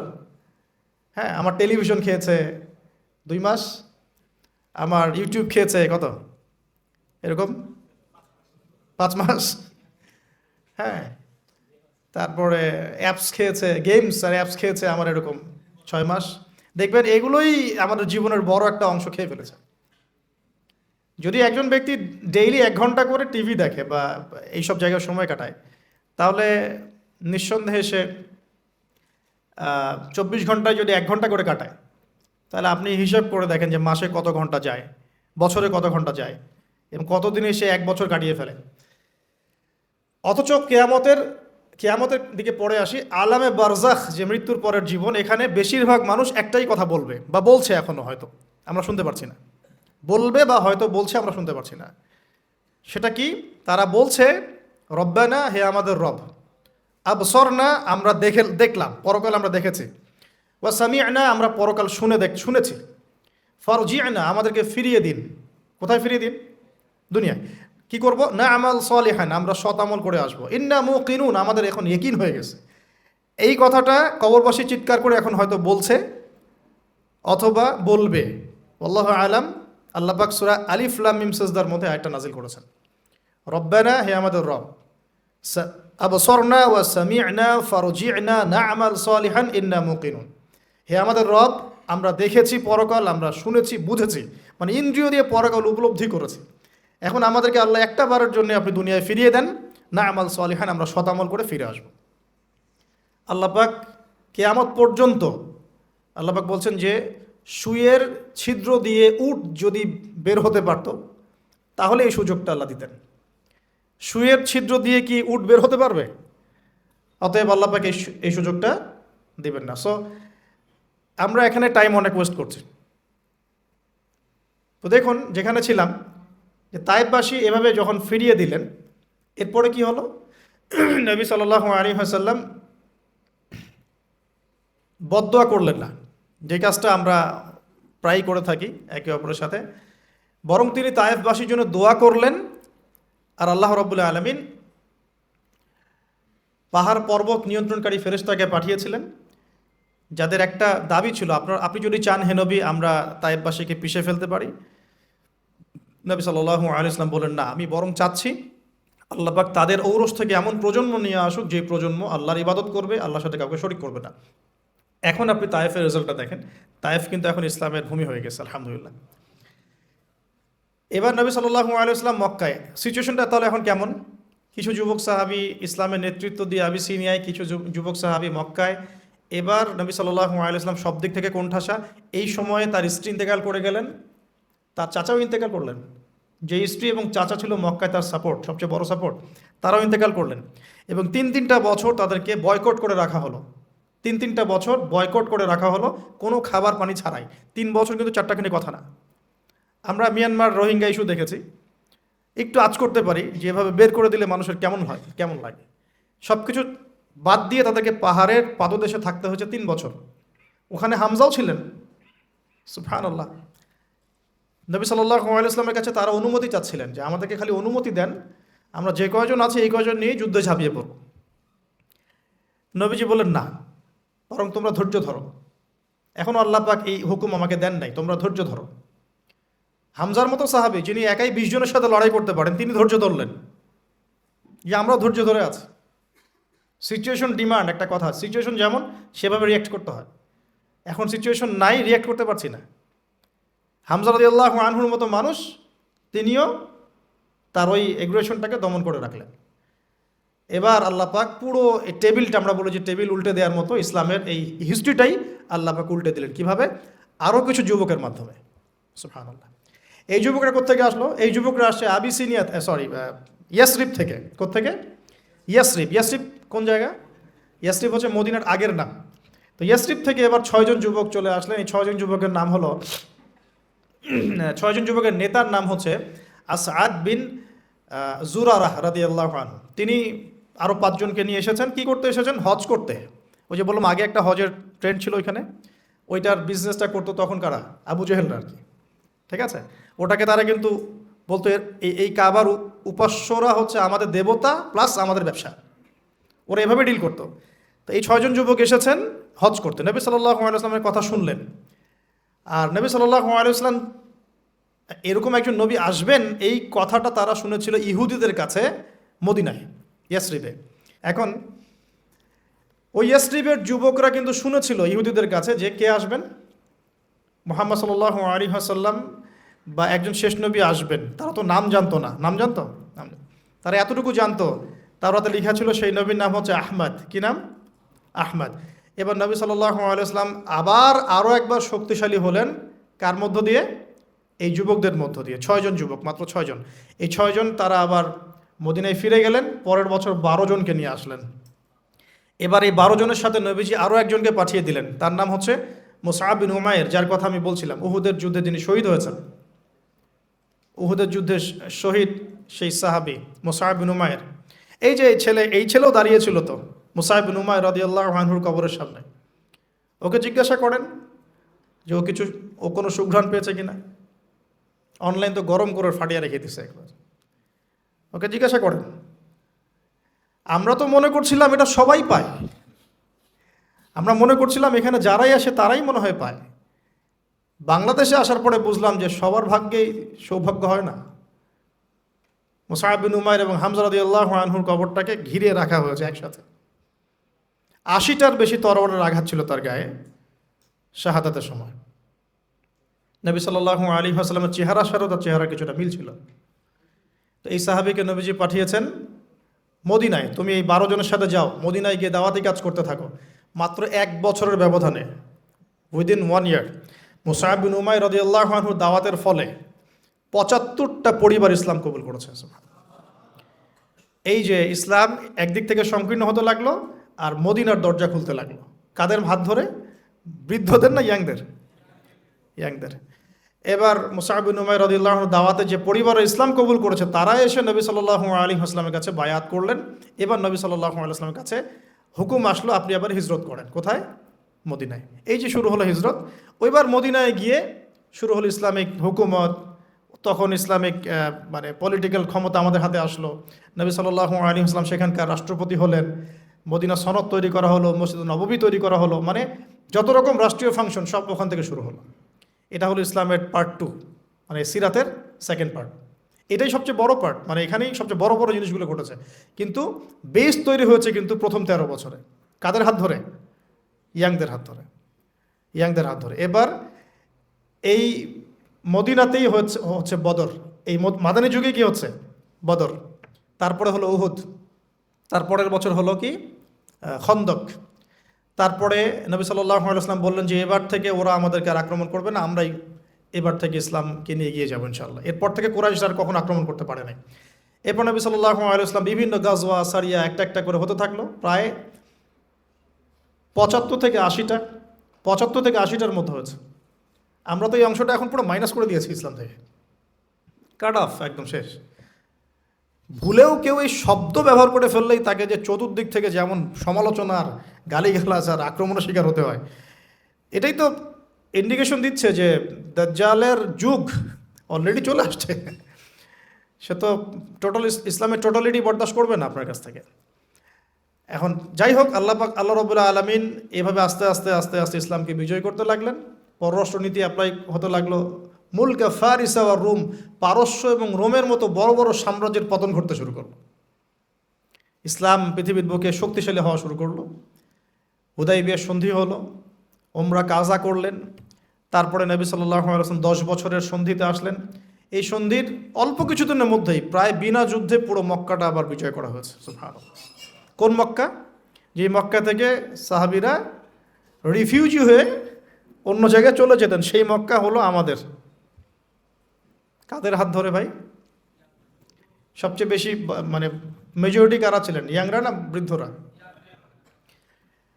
তাহলে আমি বলতে চাচ্ছি যে একটা বিগ বিগ মানে শর্ট সময়ের মধ্যে একটা বড় হিস্ট্রি বলে ফেললাম সিরাতের। আমি বোঝাতে চাচ্ছি যে সমাজ পরিবর্তন একা একা হয়নি, এবং নবী সাল্লাল্লাহু আলাইহি ওয়াসাল্লাম একা একা করেন নাই। কোরআন এবং সুন্নাহ ব্যতীত সমাজ পরিবর্তন হয়নি, এবং ইয়াংদের ভূমিকা ছাড়াও সমাজ পরিবর্তন হয়নি। আর মাত্র 23 বছরে এই ঘটনাগুলো ঘটেছে। মাত্র 23 বছরে যেই মক্কা থেকে আমরা রিফিউজি হয়ে বের হয়ে গেলাম, সেই মক্কায় আমরা বীর দর্পে ফিরে আসলাম, পুরো জায়গাটা আমাদের হলো। সেখান থেকে কি ইসলাম থেমে গেল? রাসূল সাল্লাল্লাহু আলাইহি ওয়াসাল্লামের ইন্তেকালের পরেও ওখান থেকেই আবার আবু বকর সিদ্দিক রাদিয়াল্লাহু আনহু, তার প্রায় 2-2.5 বছর বলা হয়, ওমর ইবনুল খাত্তাব তারপরে প্রায় অলমোস্ট 10 ইয়ার্স বলা হয়, তারপরে উসমান বিন আফফান তার প্রায় 12 বছর, আলী রাদিয়াল্লাহু আনহুর এরকম আরও কিছু সময়। এরপরে ক্ষমতা চলে গেল উমাইয়াদের হাতে। মুয়াবিয়া রাদিয়াল্লাহু আনহুর তিনি প্রায় 20 বছর শাসন করেছেন। উমাইয়ারা শাসন করেছে প্রায় 92 ইয়ার্স, প্রায় 92 বছর। তারপরে আব্বাসীয়রা এসেছে, জাব নদীর যুদ্ধ হয়েছে, এই যুদ্ধে আব্বাসী এবং উমাইয়াদের মধ্যে কনফ্লিক্ট হয়েছে। তো এই কনফ্লিক্টগুলো নিয়ে আমরা পরে কথা বলছি ইনশাআল্লাহ। বলতে চাচ্ছি আব্বাসীয়দের পরেও তুর্কি শাসন, মামলুক শাসন, কর্ডোভা ইসলামিক শাসন, আপনার এদিকে ফাতেমি সাম্রাজ্য, মোগলদের শাসন, আফগানদের, পৃথিবী এভাবেই চলেছে। প্রায় 1000-1200 বছর পৃথিবীটা এভাবেই চলেছে, যতক্ষণ পর্যন্ত আমরা পশ্চিমা সভ্যতার উত্থান দেখেছি। এরা যখন উত্থান হওয়া শুরু হলো, আস্তে আস্তে এরা সারা ওয়ার্ল্ডটাকে লাস্ট 200-300 বছরে পুরো ডমিনেট করে রেখে দেয়। এখন আমরা আবার সেই মক্কার জায়গায় চলে আসছি। একটু ভালো করে বোঝেন, আমরা কিন্তু আবার সেই মক্কার জায়গাতেই মোটামুটি চলে আসছি। আপনি বলতে পারবেন না, গলা চিপে ধরা হবে। আপনি হাঁটতে পারবেন না, পা ভেঙে দেওয়া হবে। আপনি ভালো করে বোঝেন, আপনি এগুলো করতে পারছেন না, বিকজ আপনি হালাল খেতে পারছেন না, কারণ সুদ আপনাকে খেতে হবে, ব্যাংকিং সিস্টেমে সুদ আছে। আপনি ইসলাম পালন করতে পারবেন, আমার পকেটে তাসবি আছে, নেন, আপনি তাসবি টিবেন, কোনো সমস্যা নাই। মসজিদে যান, তাসবি টিবেন, কোনো প্রবলেম নাই। বাট ইসলামের টোটালিটির কথা আপনি বলতে পারবেন না। ভিতরে চোখ দিয়ে দেখেন, আমরা কিন্তু আবার মাক্কি একটা জায়গায় চলে আসতেছি, বা এসেছি, বা আসছি, ক্রমবর্ধমান। তাহলে এই জায়গা থেকে আরেকটা উত্থান হবে ইনশাল্লাহ। কারণ শেষ হবে তো উত্থানের পরে। কিয়ামতটা কখন হবে? যখন ইসলাম আবার পৃথিবীতে বিজয়ী হবে, এবং বিজয়ী হওয়ার পর মানুষ আবার খারাপ হওয়া শুরু করবে, ওই খারাপ মানুষগুলোর সামনে কিয়ামত হবে। এই দুইটা ফেজ বাকি আছে এখন। 1450 বছর গন, 1450 বছর শেষ, এবার এই ফেজটা বাকি আছে। নিশ্চয়ই আবার এই দুর্বল জায়গা থেকে ইসলাম আবার শক্তিশালী হবে, এবং ওই শক্তিশালী হওয়ার পরে আবার খারাপ মানুষদের যুগ আসবে। ওই খারাপ মানুষদের সামনে হবে কিয়ামত। এখন ওইদিকে চিন্তা না হয় আমরা বাদ দিলাম। এখন এই দুর্বল জায়গা থেকে শক্তিশালী করার জন্য সবচেয়ে বড় ভূমিকা কাদেরকে পালন করতে হবে? আমরা তো সুন্নত দেখলাম কিভাবে পরিবর্তন হয়েছে। এখন আসেন এই জায়গা থেকে একটু কাটকোটটা কিছু কথা বলে শেষ করি। যে প্রিয় ভাই বা বোনরা হয়তো শুনছেন নাকি? আচ্ছা, লাইফের ডেফিনেশন কি? লাইফের ডেফিনেশন হচ্ছে, আমরা বলি না যে আমরা অণু নিয়ে কথা বলি, পরমাণু নিয়ে কথা বলি না, আমরা গঠন একক নিয়ে কথা বলি, এগুলো তো আমরা পড়েছি, মাশাআল্লাহ, পড়ে এই পর্যায়ে এসেছি। এই যে এক একটা দিন, এক একটা রাত, এই যে সেকেন্ড, মিনিট, এগুলো হচ্ছে আমাদের জীবনের গঠন একক, তাই তো? লাইফ মানে এই পুরো ফেজটাকে একত্রিত করে লাইফ। তো এখন আমি যদি প্রশ্ন করি যে আপনাদের এভারেজ এজ কত, তা আপনারা বলবেন হয়তো 20 ইয়ার্স বা 25 এভারেজ। অ্যান্ড আমি যদি বলি আপনাকে যে আমাদের উম্মার গড় আয়ু কত, নবী সাল্লাল্লাহু আলাইহি ওয়াসাল্লাম বলে গেছেন 60 থেকে 65 বছর, 60 থেকে 65। তাহলে আপনার শেষের 5 বছর আপনি বাদ দেন, কথার কথা, কাঠখোট্টা কথা এই জন্য বলছি যে এটা ম্যাথামেটিক্যাল কনক্লুশন। সবার ক্ষেত্রে এটা সেম হবে না, কিন্তু আমরা একটা চিন্তা করছি, মাথায় একটা প্ল্যান করছি। শেষের লাস্ট 5 ইয়ার্স আপনি কাট অফ করেন, ধরেন 60-র মধ্যে এখন 25 আপনার গড় এজ, 25 কাটেন, বাকি আছে কতটুকু? বলেন 35, বাট হ্যাঁ 35, 35 ইয়ার্স আপনার হায়াত বাকি আছে মনে করেন, আমার হায়াত বাকি আছে মনে করেন, কথার কথা, আল্লাহু আ'লাম বিস-সাওয়াব। তা আপনার প্ল্যান কি লাইফকে নিয়ে? কাটকট থাক, যেটা শব্দটা বললাম একটু এই জন্য বলছি যে এখন আপনার একটা আঘাত লাগতে পারে। 25 ইয়ার্স ফ্রম ইউর লাইফ, এটা গন কেস, শেষ। এই 25 বছর আপনি কি করেছেন? You really what have you done? কি করেছেন আপনি এই 25 বছরে? সত্যি সত্যি কি 25 পারা কোরআন পড়েছিলেন কিনা? 25 বার কোরআন দেখেছেন কি চোখ দিয়ে? 25 বার নামাজের জন্য মসজিদে গিয়েছেন কিনা? জাস্ট আস্ক ইউর সেলফ, মানে এই কথাগুলো আপনি আপনাকে আজকে রাত্রে জিজ্ঞাসা করবেন। আপনি 25 বছরে সম রেখেছেন কয়টা? ধরেন ফরজ হয়েছে বুঝলাম 10 বছরের পরে, 15 বছর হিসাব করেন তাহলে। 15 বছর কয়টা বই পড়েছেন? কতদিন পড়েছেন? কয় ওয়াক্ত নামাজ পড়েছেন? কত টাকা সাদাকা করেছেন? কি করেছেন যেটা করলে ওই যে দুর্বল জায়গা থেকে দিনটা আবার শক্তিশালী হতো? কারণ একা তো হয়নি, সামগ্রিকভাবে হয়েছে। 23 বছরে সামগ্রিকভাবে হয়েছে, দিন তো একা বিজয় হয়নি। তো এই কঠিন ক্যালকুলেশনটা করার পরে এটাও করেন প্লিজ, যে 25 বছরে পাপগুলো কি কি করা হয়েছে? এই 25 বছরে পাপগুলো কি কি করা হয়েছে? কোনো একটা পাপ বাকি আছে কিনা যা করা হয় নাই? 25 ইয়ার্সের মধ্যে অনেকেই জিনা করেছে, অনেকেই, আমি আপনাদের কথা বলছি না, এভারেজ আমি পুরো বাংলাদেশের ইয়াং জেনারেশনের কথা বলছি। 25 বছরের ইয়াং এই প্রজন্মটা, এই লেটেস্ট যে প্রজন্মটা, এদের অনেকেই জিনা করেছে, বিবাহ বহির্ভূত সম্পর্ক। এবং আমরা এখন জেনাকে অনেক সময় উস্কেও দেই, আমরা অনেক সময় এটাকে প্রমোটও করি, আমরা এটাকে ফ্যাশনও মনে করি। কারণ আমাদের ঢাকায় মানুষ বলে যে তোর গার্লফ্রেন্ড নাই, এটাই এটাই এটাই হচ্ছে ওদের কাছে অবাক করা বিষয়। সবাই ঘুরে, ঈদের দিন তুই ঘুরতে পারিস না? আমাদের ফ্যামিলির মধ্যে একজন বলতেছিল তার মেয়েকে, সবাই ঈদের দিনে বাইরে যায়, তুই যেতে পারস না? ঢাকায় এভাবে কথা বলে। তার মানে এটাই ফ্যাশন, মানে আমরা জেনাকে উস্কেও দিচ্ছি। তার মানে 25 বছরে আমরা অনেকে জেনাও করেছি। মাদকের সাথে সম্পৃক্ত কত পার্সেন্ট ইয়াং জেনারেশনে আমাদের দেশে? ক্যালকুলেট করেন, আপনি গুগল করেন, দেখেন কত পার্সেন্ট আমাদের দেশে মাদক সেবন করে। ইভেন এখন কিশোর গ্যাং বের হয়েছে, কিশোর গ্যাংয়ে অনেক যুবকরা যায়, অনেকে রাস্তাঘাটে মারামারি করে, অনেকে পলিটিক্যাল দলাদলির মধ্যেও আছেন অনেকেই, এবং এখানে ভাই ভাই রক্ত ঝরাই আমরা। উভয় মুসলিম, কিন্তু উভয় মুসলিম, জুমার দিন একসাথে নামাজ পড়ে। তাহলে এটা কোন দর্শন যেটা আমার ভাইকে শত্রু বানিয়ে দিল, আর পশ্চিমারা গাছের আড়ালে বসে বসে হাসছে? কারণ এই দর্শনগুলো তো ওরাই দিয়েছে।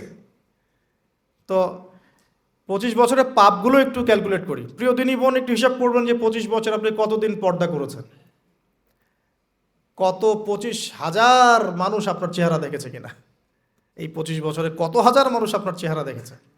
আর ছেলেরা আপনাকে দেখলে কখনো চেহারা সুরত দেখে না। বেগানা নারীর দিকে একটা ছেলে যখন তাকায় এবং সেক্সুয়াল ডিজায়ার নিয়ে তাকায়, তখন সে চোখ দিয়ে তাকে রেপ করে। ভেরি সরি টু সে যে আপনি প্রচুর চোখ দিয়ে রেপড হয়েছেন প্রিয় দিনী বোন। অনেকেই আপনাকে চোখ দিয়ে রেপ করেছে, আপনি বুঝতেই পারেন নাই। তো এই 25 ইয়ার্সে আমরা অনেক কিছুই করেছি, অনেক কিছুই করি নাই। এখন একটু আজকে সাদা একটা কাগজ নিয়ে আমরা একটা হিসাব করব যে আমরা 25 বছরে কী কী করেছি, কী কী করি নাই, কী কী পাপ করেছি, কী কী করি নাই, কী কী পুণ্য করেছি, কী কী করি নাই। আমি আগে মনে করতাম যে একটা খালেস তওবা ইনশাআল্লাহ আল্লাহ পাক সব মাফ করে দিবেন। আসলে আল্লাহ পাক মাফ করেই দিবেন, কিন্তু ভিতর থেকে স্যাটিসফাই হতে পারবেন না আপনি। এখন যদি আপনি এখান থেকে আমার এই লেকচারটা শুনে আল্লাহর ওলি হয়ে যান এবং আপনি বড় মুহাদ্দিস, মুফতি, দিনের বড় দায়ী ইলাল্লাহ, বড় পলিটিশিয়ান, বড় ইঞ্জিনিয়ার, মানে যারা ওয়ার্ল্ডকে ইসলাম স্ট্যাবলিশমেন্টের দিকে নেতৃত্ব দিচ্ছেন, এমনও মানুষ যদি আপনি হয়ে যান, আপনি এই 25 বছরের ঋণটা শোধ করতে পারবেন না। এই 25 বছরের ঋণ আপনাকে প্রতিনিয়তই ভিতরে ধুকিয়ে ধুকিয়ে মারবে আর কি, যেটা আমাদেরকেও মারে ভিতর থেকে। যে আমরা যদি আগে থেকে বিষয়গুলো বুঝতাম, যদি আরও আগে থেকে স্টাডি করতে পারতাম, আরও বেশি যদি আমি আলেম ওলামার সাথে মিশতে পারতাম, আরও যদি বেশি গভীরে যেতে পারতাম, তাহলে কতই না ভালো হতো। তো আমি আশা করি কথাগুলো আপনাদের কলিজায় পৌঁছাবে ইনশাআল্লাহ। এখন লাইফের এটা সবচেয়ে ভাইটাল পার্ট, এই সম্পর্কে আমি জাস্ট 2টা হাদিস বলে আস্তে আস্তে কনক্লুশনের দিকে যাচ্ছি। নবী সাল্লাল্লাহু আলাইহি ওয়াসাল্লাম বলছেন যে 7 শ্রেণীর মানুষকে আল্লাহ পাক কিয়ামতের দিনে আরশের ছায়া ছায়া দিবেন। কত শ্রেণী ভাই? তার মধ্যে সেকেন্ড শ্রেণীটা হচ্ছে সেই যুবক নাশাআ ফি ইবাদাতিল্লাহি তাআলা, যে আল্লাহ পাকের ইবাদতে তার যৌবনকালটা কাটিয়ে দিয়েছে। এখনো বাকি আছে আপনার সামনে। যৌবনকাল কতটুকু? হয়তো 15 to 40। তার মানে এখনো 40 বা 50 বছর পর্যন্ত আপনার যৌবন টিকে থাকবে ইনশাআল্লাহ, যদিও বা এই যুগে থাকে না আর কি। আমরা তো ফ্যান্টাসিতে ভুগি অনেক সময় 4টা বিয়ে। বাস্তবতা হচ্ছে এই যুগে একটাই ডিফিকাল্ট। একজনকে সন্তুষ্ট করাই কি ডিফিকাল্ট। এখন সেই যুগ না তো, আমরা তো হর্স রাইড করি না, আমরা তো এক্সারসাইজ করি না, আমরা তো এখন অনেকে খেলিও না, আমরা ফাস্ট ফুড খাই, আমরা হাইজেনিক খাবার খাই না, আমরা আগেকার মানুষদের মতো অনেক কিছুই করি না। এনভায়রনমেন্ট নষ্ট হয়ে গেছে, পলিউশন আছে, সব মিলে এখন আমাদের যৌবন যে 50 বছর পর্যন্ত থাকবে এটা নিশ্চয়তা দেওয়া যাচ্ছে না, যদি আমরা বেঁচেও থাকি। আর কত যুবক যুবতী ভাই বোন যে যৌবনকালেই চলে যায় তার তো ঠিক নাই। এই যে ঈদের দিন প্রেমিকাকে নিয়ে বাইক চালাচ্ছে একদম ঝড়ো গতিতে, ট্রাকের নিচে পড়ে শেষ। এই বিষয়ে আমি দুটো হাদিস বলার নিয়াত করেছিলাম। তো প্রথমটা শুনিয়েছি মোটামুটি, সেটা হলো নবী সাল্লাল্লাহু আলাইহি ওয়াসাল্লাম বলেছেন যে কিয়ামতের মাঠে আল্লাহ রাব্বুল আলামিন যে 7 শ্রেণীর মানুষকে তার আরশের ছায়ায় ছায়া দিবেন, তার মধ্যে তৃতীয় শ্রেণী হচ্ছে সেই যুবক যে তার যৌবনকালটাকে আল্লাহর পথে উৎসর্গ করেছে বা কাটিয়ে দিয়েছে। আরেকটা হাদিস যেটা বলতে চাচ্ছিলাম সেটা হলো কিয়ামতের মাঠে 5টা প্রশ্ন হবে, স্পেশাল 5টা প্রশ্ন, যে 5টা প্রশ্নের উত্তর না দেয়া পর্যন্ত কাউকে ছাড়া হবে না। তার মধ্যে প্রথম প্রশ্নটাই হচ্ছে তোমার জীবন কোন কাজে কাটিয়েছো, এবং দ্বিতীয় প্রশ্ন হচ্ছে তোমার যৌবন কোন কাজে কাটিয়েছো। সো আমি বলছিলাম আপনাদেরকে যে যৌবন কালটাকে যদি আমরা আল্লাহর পথে কাটাতে পারি ইনশাআল্লাহ তাআলা, আমাদের এই যে উদ্দেশ্যটা যে নিজেরা দিন পালন করব, নিজের পরিবারের মধ্যে প্রতিষ্ঠা করব, আমাদের সমাজে দিন ইসলামের দাওয়াতি কাজ করব, যেখানেই থাকি সৎ থাকব, একদিন ইনশাআল্লাহ দিন আবার বিজয়ী হবে, এই যে স্বপ্নগুলো, এগুলো বাস্তবায়িত হবে ইনশাআল্লাহ তখনই যখন আমরা নিজেরা পরিবর্তিত হয়ে সমাজের জন্য ভালো কিছু বয়ে নিয়ে আসবো ইনশাআল্লাহ। তো আমি জাস্ট কয়েকটা পয়েন্ট আপনাদের সাথে একটু শেয়ার করে শেষ করে দিব যে এখন থেকে কিভাবে আপনারা বা আমরা আমাদের যৌবনটাকে আল্লাহর পথে কাটাতে পারি। প্রথম যে পয়েন্টটা আমি লিখে নিয়ে এসেছি সেটা হলো, আমি একটু বলেওছিলাম যে আমাদের নিজস্ব খসড়া একটা আমলনামা তৈরি করতে হবে আর কি। আজকে আমরা সেটা করতে পারি বাসায় গিয়ে, যে আমরা যদি আমাদের গড় আয়ু হয় 60 বছর, তাহলে আমরা এখন কতটুকু সময় পেতে পারি, আর এই সময়টুকুর মধ্যে আমাদের টার্গেট কি, আমরা আসলে কি চাচ্ছি, কি অ্যাচিভ করতে চাই, যা চলে গেছে এই সময়টুকুর মধ্যে আমরা কিভাবে আল্লাহর রহমত পাবো, ক্ষমা পাবো কিভাবে। যা চলে গেছে এর মধ্যে অনেক নামাজ কাজা থাকতে পারে, নামাজ কাজা থাকতে পারে, রোজা কাজা থাকতে পারে। অনেক সময় এমন হতে পারে যে আমরা অন্যের হকও নষ্ট করেছি। প্রথম যে কাজটা করা উচিত সেটা হলো খালেস তওবা। 1 নাম্বার তাহলে আমরা বলতে পারি, যদি আমরা এখন সংকটগুলো চিহ্নিত করে সমাধানের পথে হাঁটতে চাই, তাহলে আমাদের যৌবনটা আল্লাহর পথে উৎসর্গ করা ছাড়া কোনো অপশন নাই। উৎসর্গ বলতে আমি বোঝাচ্ছি কাটিয়ে দেয়া, আল্লাহর ইবাদত করে কাটিয়ে দেওয়ার কোনো বিকল্প নাই।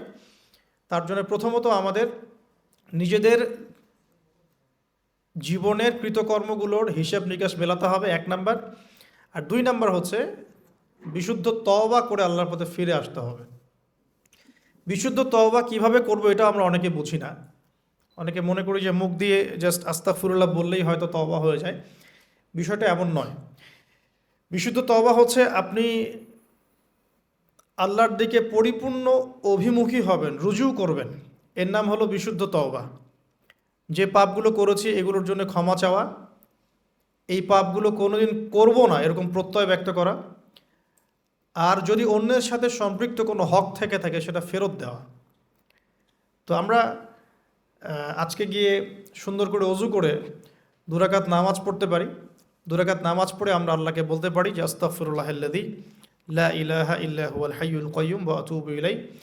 আল্লাহ, আমি আমার জীবনের এই যে একটা বড় সময় তোমার থেকে দূরে ছিলাম, নামাজ কাজা হয়েছে, রোজা কাজা হয়ে গেছে, চোখের হেফাজত হয় নাই, জিনা হয়ে গেছে নাউজুবিল্লাহ, মাদকের সাথে সম্পৃক্ত ছিলাম নাউজুবিল্লাহ, আমরা মিউজিক্যাল ইনস্ট্রুমেন্ট প্লে করেছি, ইত্যাদি ইত্যাদি।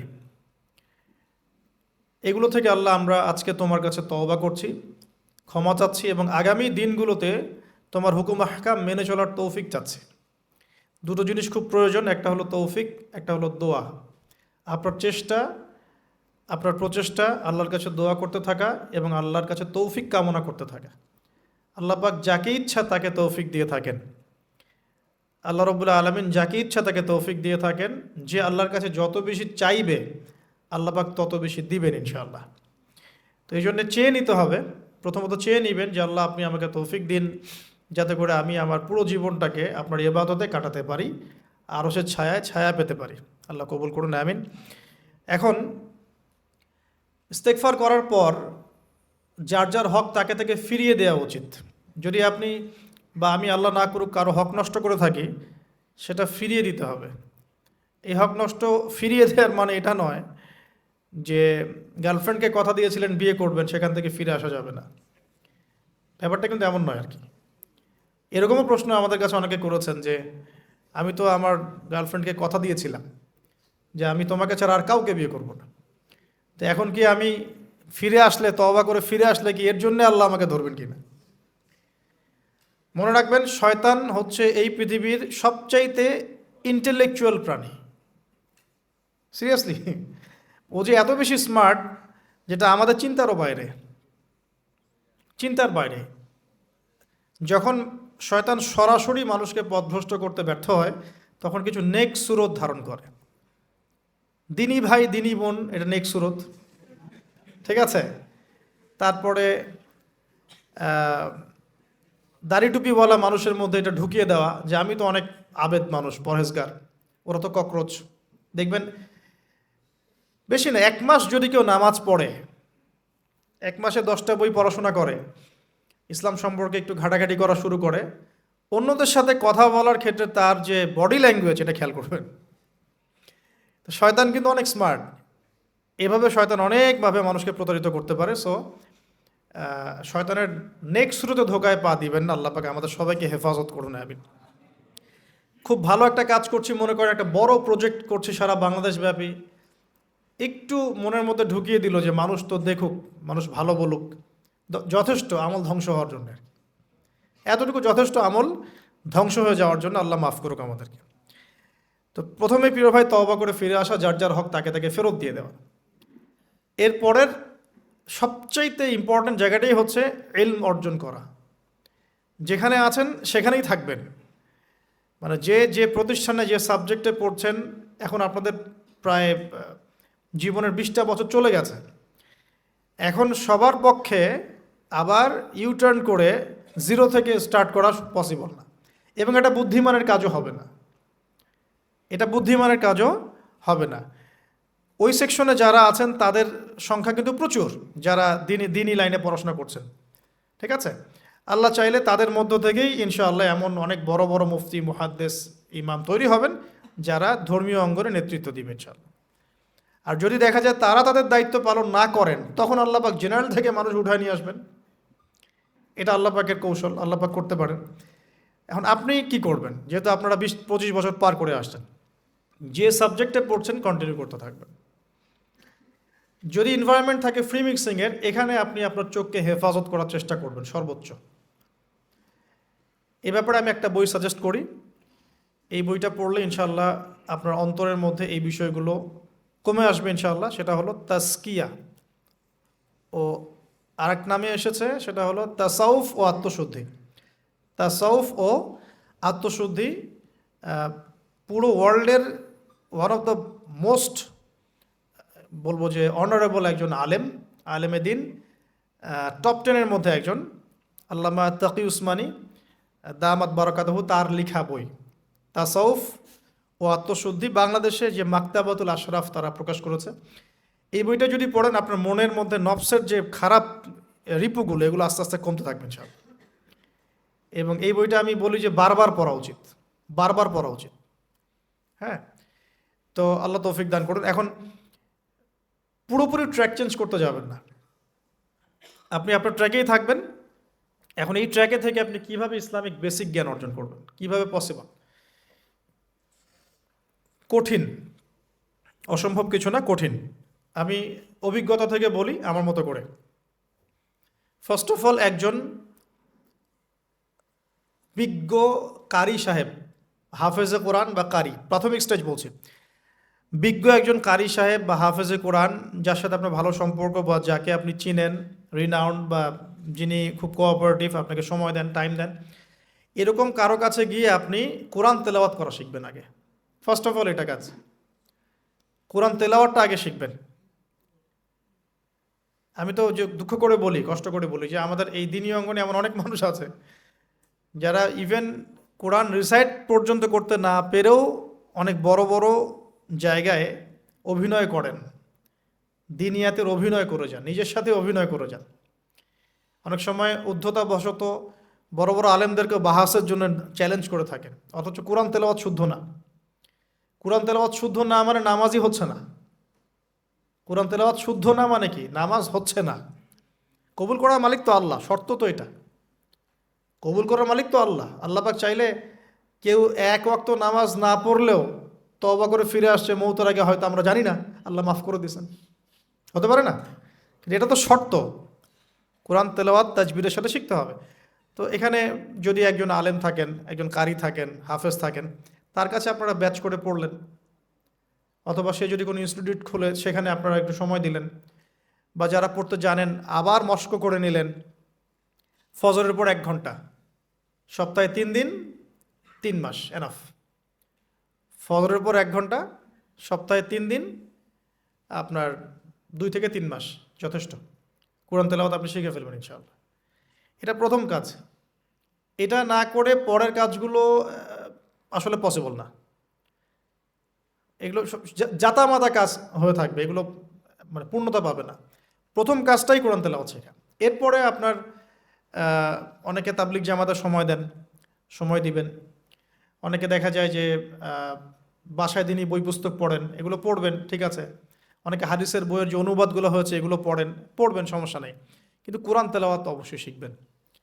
তারপরে আপনি যদি এখান থেকে বের হওয়ার পরে বা রানিং অবস্থাতেও যদি সময় বের করতে পারেন, তাহলে মাদ্রাসা অঙ্গনের কোনো আলেমের সোহবতে গিয়ে আপনি অ্যারাবিক ল্যাঙ্গুয়েজ এবং অ্যারাবিক গ্রামার শিখবেন। ওটা আপনার শেখার লেসন 2, কোরআনের পর এটা শেখার লেসন 2। অ্যারাবিক ব্যাকরণ, অ্যারাবিক গ্রামার এবং অ্যারাবিক ল্যাঙ্গুয়েজ ছাড়া কোরআনের তাফসির, তর্জমা এগুলো বোঝা যায় না। যে যাই বলুক, এটাই ফুল স্টপ কথা। তাফসির আপনি তো বঙ্গানুবাদ দেখে অনেক কিছু বুঝতে পারেন ঠিকই, আল্লাহ পাক বলেছেন সুদ খেও না, জেনার ধার কাছে যেও না, এগুলো কমন মেসেজ, সেগুলো সবাই নিতে পারে। একজন অমুসলিম ভাইও ওইটা যদি বাংলা পড়তে পারে, সেও বুঝতে পারবে কি বলতে যাচ্ছেন আল্লাহ পাক। অ্যারাবিক ল্যাঙ্গুয়েজ, অ্যারাবিক গ্রামারের ভিতরে না ঢুকলে আপনি কোরআনের ভাষাটাকে ধরতে পারবেন না। আল্লাহ পাকের যে মানে ঐশী গ্রন্থের বালাগাত, এটা আপনি বুঝতে পারবেন না। তো এই জন্যে এটা তো সিম্পল এক্সাম্পল। আমরা যদি এখানকার ল্যাঙ্গুয়েজ কি বইগুলোর, ইংরেজি না বাংলা? ইংলিশ। মাশাআল্লাহ, ইংলিশ ল্যাঙ্গুয়েজ যদি না জানতাম, আমি কি এখানে পরীক্ষা অ্যাটেন্ড করতে পারতাম? আমি তো ওই টপিকটাই বুঝবো না, কোন টপিক আলোচনা হচ্ছে, স্যার কী পড়াচ্ছেন। আমার তো ইংরেজি গ্রামারের এবং ইংরেজি ল্যাঙ্গুয়েজটিক আমার কোনো দক্ষতা নাই। তাহলে আমি কীভাবে ওই চ্যাপ্টার 1, চ্যাপ্টার 2, চ্যাপ্টার 3, এই টপিক ওই টপিক কেমন করে বুঝতে পারি? সিমিলার এখানে কোরআনের ক্ষেত্রে যদি আপনি ল্যাঙ্গুয়েজগুলো না জানেন এবং গ্রামারটা না বোঝেন, তাহলে কোন সূরার ভিতরে কি গভীর মর্ম, এগুলো আপনি ধরতে পারবেন না। ভাষা একটা অর্থ বুঝতে পারবেন, ভাষা অর্থ পরীক্ষায় পাশ করাতে পারে, কিন্তু A+, গোল্ডেন A+ আনতে পারে না। তো আশা করি আপনি বুঝতে পারছেন যে আমি কী বলতে যাচ্ছি। তো এটার জন্যে এখন এক্সাম্পল বুঝে নেন। এই যে এখানে ইংরেজি ল্যাঙ্গুয়েজ পড়ছেন, ওই ল্যাঙ্গুয়েজের উপরে বেস করে আপনি বইগুলো শেষ করছেন, এটা কি ওস্তাদ ছাড়া করছেন না ওস্তাদ সহ করছেন? টিচার লাগে না? সেম জিনিস, কোরআনের ভাষা শিখতে হলেও, গ্রামার শিখতে হলেও এরকম কিছু ওলামায়ে কেরাম আপনাকে খুঁজে বের করতে হবে। এখন ওলামায়ে কেরামরা কিন্তু অনেক ব্যস্ত, অনেকের অনেক কাজ থাকে, অনেকের মাদ্রাসা থাকে, অনেকের দিদি খেদমত থাকে। এর মধ্যেও আল্লাহর কাছে দোয়া করতে থাকেন, ইনশাল্লাহ আপনাকে আপনার ওস্তাদ আল্লাহ পাঠিয়ে দিবেন ইনশাল্লাহ। আল্লাহ পাক কাউকে ওস্তাদ ছাড়া রাখবেন না। তো ওস্তাদের কাছে আপনার বিহেভিয়ার কেমন হবে, এখন আপনি টিচারের সাথে যেমন বিহেভিয়ার রাখেন সেরকম। তিনি সবক সবক দিবেন, আপনি সেটা বাসায় কভার করবেন, নতুন পড়া নেবেন, আবার পড়া দিবেন। এইভাবে আস্তে আস্তে আস্তে আস্তে 4-5টা ক্লাসিক্যাল অ্যারাবিক গ্রামারের বই যদি কভার করতে পারেন, ইনশাআল্লাহ আপনি কোরআনের এই যে আলহামদুলিল্লাহ রাব্বিল আলামিন পড়ছেন, অর্থটা নিজেই বুঝতে পারবেন। হ্যাঁ, যালিকাল কিতাব লা রাইবা ফি হুদাল লিল মুত্তাকিন পড়ছেন, আপনি নিজেই বুঝতে পারবেন যে আল্লাহ পাক কী বলছেন আমাকে। তো এই যোগ্যতাটা অর্জন না করলে সত্যিকার অর্থে আমরা যে কোরআনিক সমাজ যেটা বলি আর কি বড় গলায়, এটা আসলে বাস্তবায়িত হবে না, তা আমার মত। আর এরপরে আপনি আরও উঁচু লেভেলে যদি পড়তে পারেন, যে পড়াশোনা শেষ, আপনার জব সেকশন নিশ্চিত, আপনার সময় আছে মাশাল্লাহ, এখন এই সময়ের মধ্যে আপনি চাইলে হাদিসের যে কিতাবগুলো, হাদিসের বেসিক কিতাবগুলো মোতালা করতে পারেন, যে কাজটা আমি এখন করছি আর কি। হাদিসের বেসিক কিতাবগুলো আপনি মোতালা করতে পারেন। এটার জন্য অ্যারাবিক এবারত পড়ার যোগ্যতা অর্জন করতে হবে। এটা কি জিনিস? এটা হচ্ছে জবর জের পেশ ছাড়া আরবি পড়ার যোগ্যতা। এখন যে কোরআন তেলাওয়াতটা আপনি শিখবেন, সেটা হচ্ছে জবর জের পেশ দেয়া কোরআন আপনি পড়বেন, তাই না?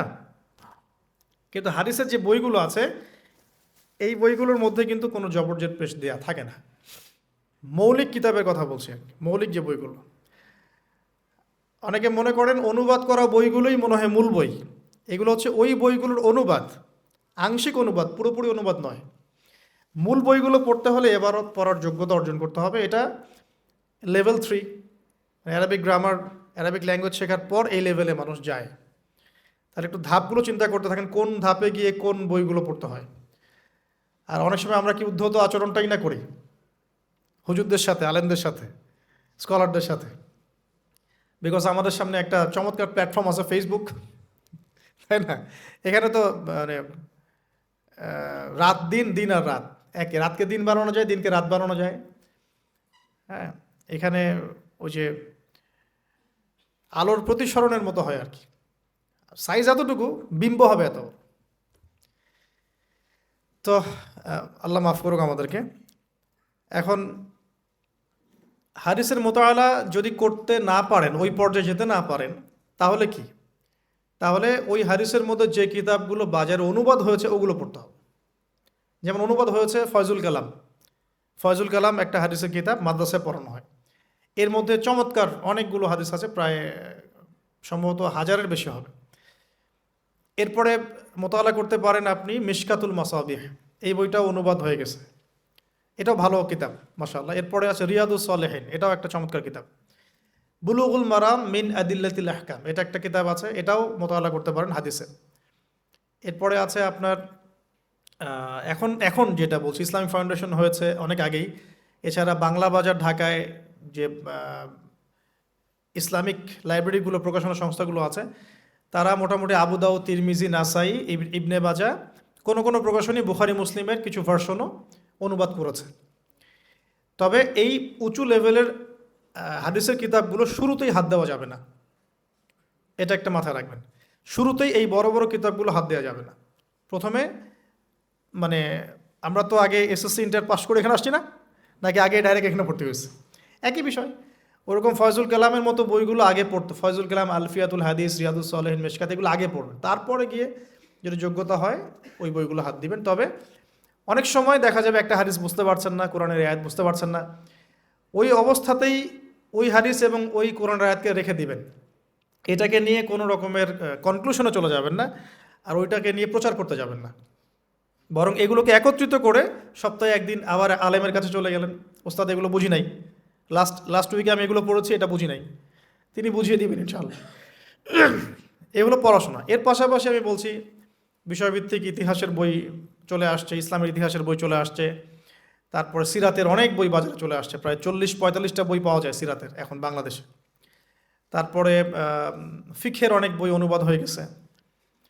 এছাড়া আকিদার অনেক বই পাওয়া যায়। সবচেয়ে ভালো হয় যে আকিদা তাহাভিয়া বইটা পড়তে পারেন, এই বইটা পড়লে অনেক চমৎকার হবে। এর পাশাপাশি বরেণ্য ওলামায়ে কেরামদের বই পড়বেন। মানে বরেণ্য ওলামায়ে কেরাম কারা?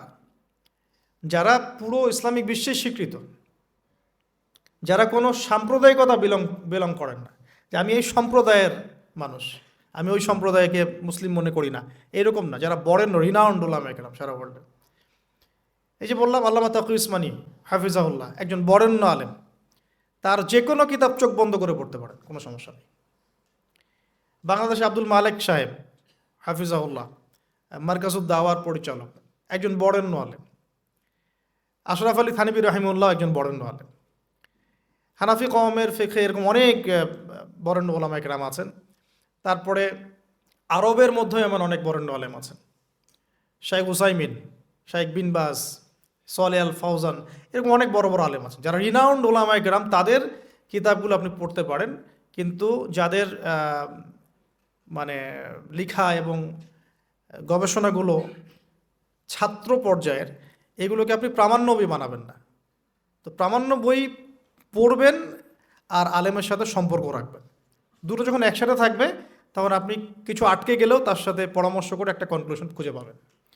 এগুলো জাস্ট বই সংক্রান্ত কথা বললাম। এখন এগুলো হচ্ছে সবচেয়ে বড় বিষয়টা হচ্ছে, এগুলোর চাইতে বেশি বড় বিষয় হচ্ছে যে কোনো একজন, অন্তত পক্ষে একজন, আপনি চাইলে 10 জনের সাথেও রাখতে পারেন, কিন্তু অন্তত পক্ষে একজন মুহাক্কিক আলিমের সাথে আপনি সম্পর্ক রাখবেন পরামর্শের জন্য।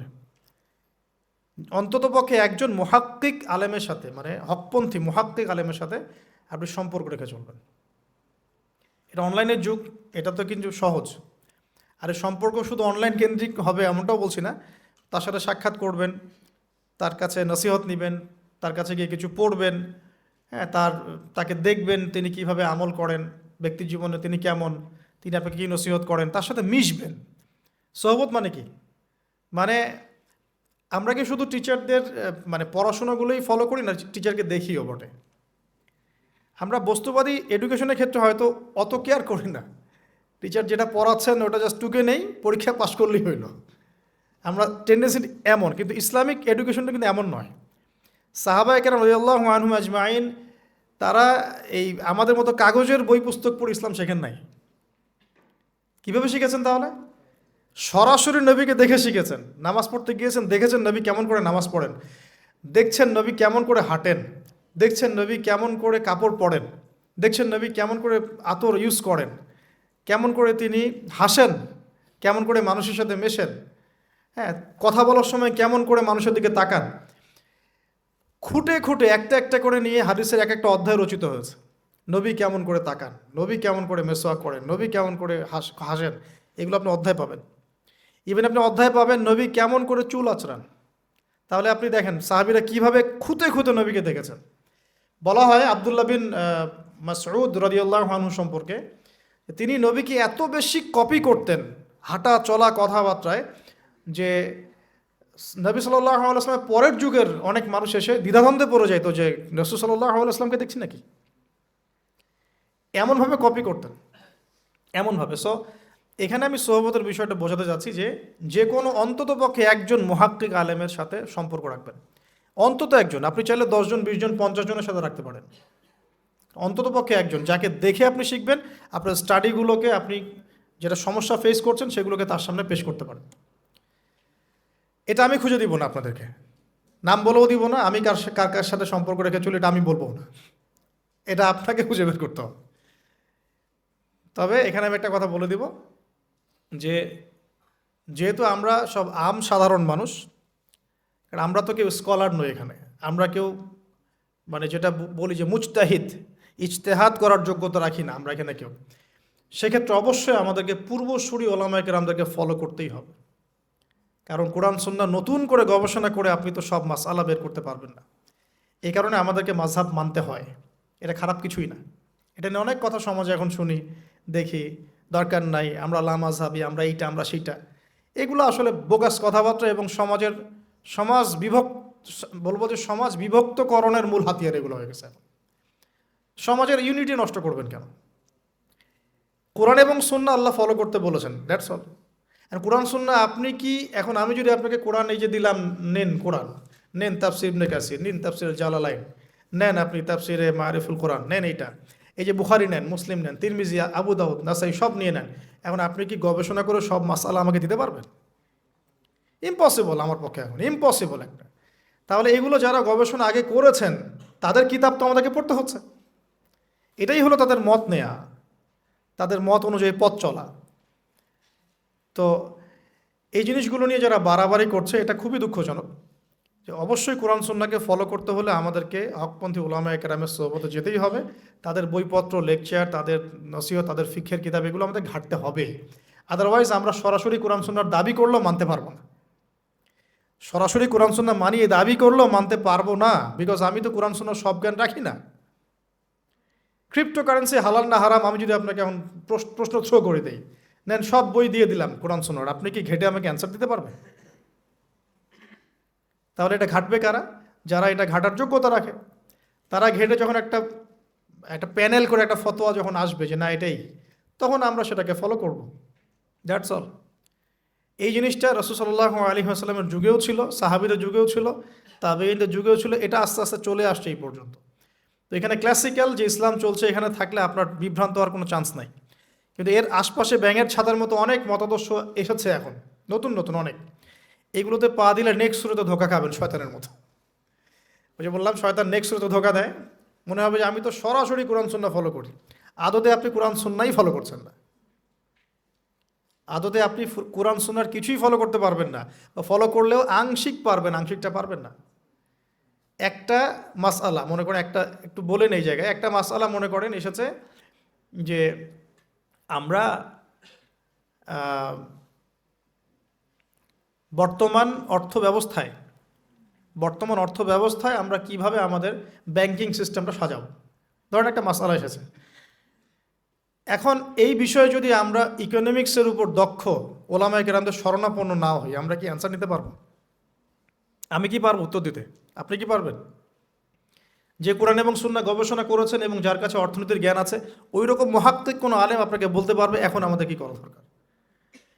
এই জিনিসটাই যদি আমরা বাংলাদেশের সংবিধান সম্পর্কে জানতে চাই, আমাদেরকে আইনজীবীর কাছে যেতে হবে। আমরা যদি রোগ নির্ণয় করতে চাই, ডক্টরের কাছে যেতে হবে। এখানকার ইঞ্জিনিয়ারিং যা পড়ানো হয় আমি কি সেটা বলতে পারবো? তাহলে আমাকে এখানকার স্যারের কাছে যেতে হবে, স্যার এখানকার বিষয়টা কি আমাকে একটু বুঝাই দেন। তখন তিনি তার জ্ঞান থেকে এবং তার জ্ঞানের সোর্স থেকে ঘেটে ঘেটে আমার জন্য কিছু সমাধান বের করে দিবেন, আমি তো সেটা ফলো করব। তো এই ফলো করা জিনিসটাকে যারা নেগেটিভলি উপস্থাপন করছেন এটা ঠিক না, এটা একটা উদ্ধত আচরণ হচ্ছে, অহংকার হচ্ছে। এই ফিতনাগুলো থেকেও বেঁচে থাকতে হবে। এই জন্য আমি বললাম অন্তত একজন মুহাক্কিক আলেমকে ধরে বসে থাকবেন। এটা আমি কিন্তু পীর মুরিদি বোঝাচ্ছি না, ঠিক আছে? আমি বোঝাচ্ছি যে আপনি মানুষের সোহবতে থাকবেন, পরামর্শ ভিত্তিক, যে কোনো একজন হকপন্থী আলেম। এখন এরপর কি? এরপরে আপনি পড়াশোনা চালিয়ে গেলেন, আলেম আপনার কাছে পরিচিত আছেন, আপনি টাচে আছেন, পড়াশোনা করছেন, কোরআন হাদিস মোতালা করছেন, মাশাআল্লাহ দ্বীনের জ্ঞান অর্জন করছেন। এখন আপনি আপনার সাধ্যমতো দাওয়াতি কাজ করবেন। যতটুকু দাওয়া আপনার দেওয়ার যোগ্যতা আপনি অর্জন করেছেন বা পারছেন, অতটুকু ছোট ছোট করে 5 মিনিট, 10 মিনিট, একটা হাদিস, 2টা হাদিস, এভাবে মানুষের মধ্যে ইসলামটাকে প্রচার করতে থাকেন ইনশাআল্লাহ। তবে যে বিষয়গুলো নিয়ে সমাজে ইখতলাফ, দ্বন্দ্ব দেখা যায়, এগুলো নিয়ে আপনি কথা বলতে চান না। এগুলোর কোনো সমাধান নাই, মানে এগুলো কখনো শেষ হবে এমনটা মনে হচ্ছে না। ইলা ইয়াউমিল কিয়ামা, কিয়ামত পর্যন্ত এগুলো শেষ হবে এমনটা বোঝা যাচ্ছে না। তো এই জন্য আমরা এখানে আগুন আর উস্কে দেওয়ার দরকার নাই। আপনি আপনার কাছে যেটা ভালো লাগে ওই মানহাজ, ওই মাযহাবটা ফলো করতে থাকেন ইনশাআল্লাহ।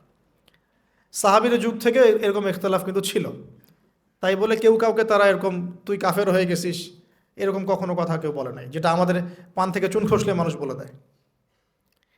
তো এরকম জায়গায় যায় না, এটা তাসকিয়া নষ্ট হয়ে যাবে, আপনার মনের তাসকিয়া নষ্ট হয়ে যাবে। এখন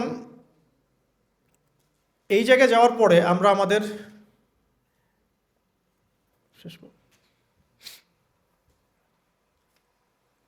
আচ্ছা ঠিক আছে, এরপরে আপনি বা আমি আমাদের কর্মক্ষেত্রটা সাজাবো।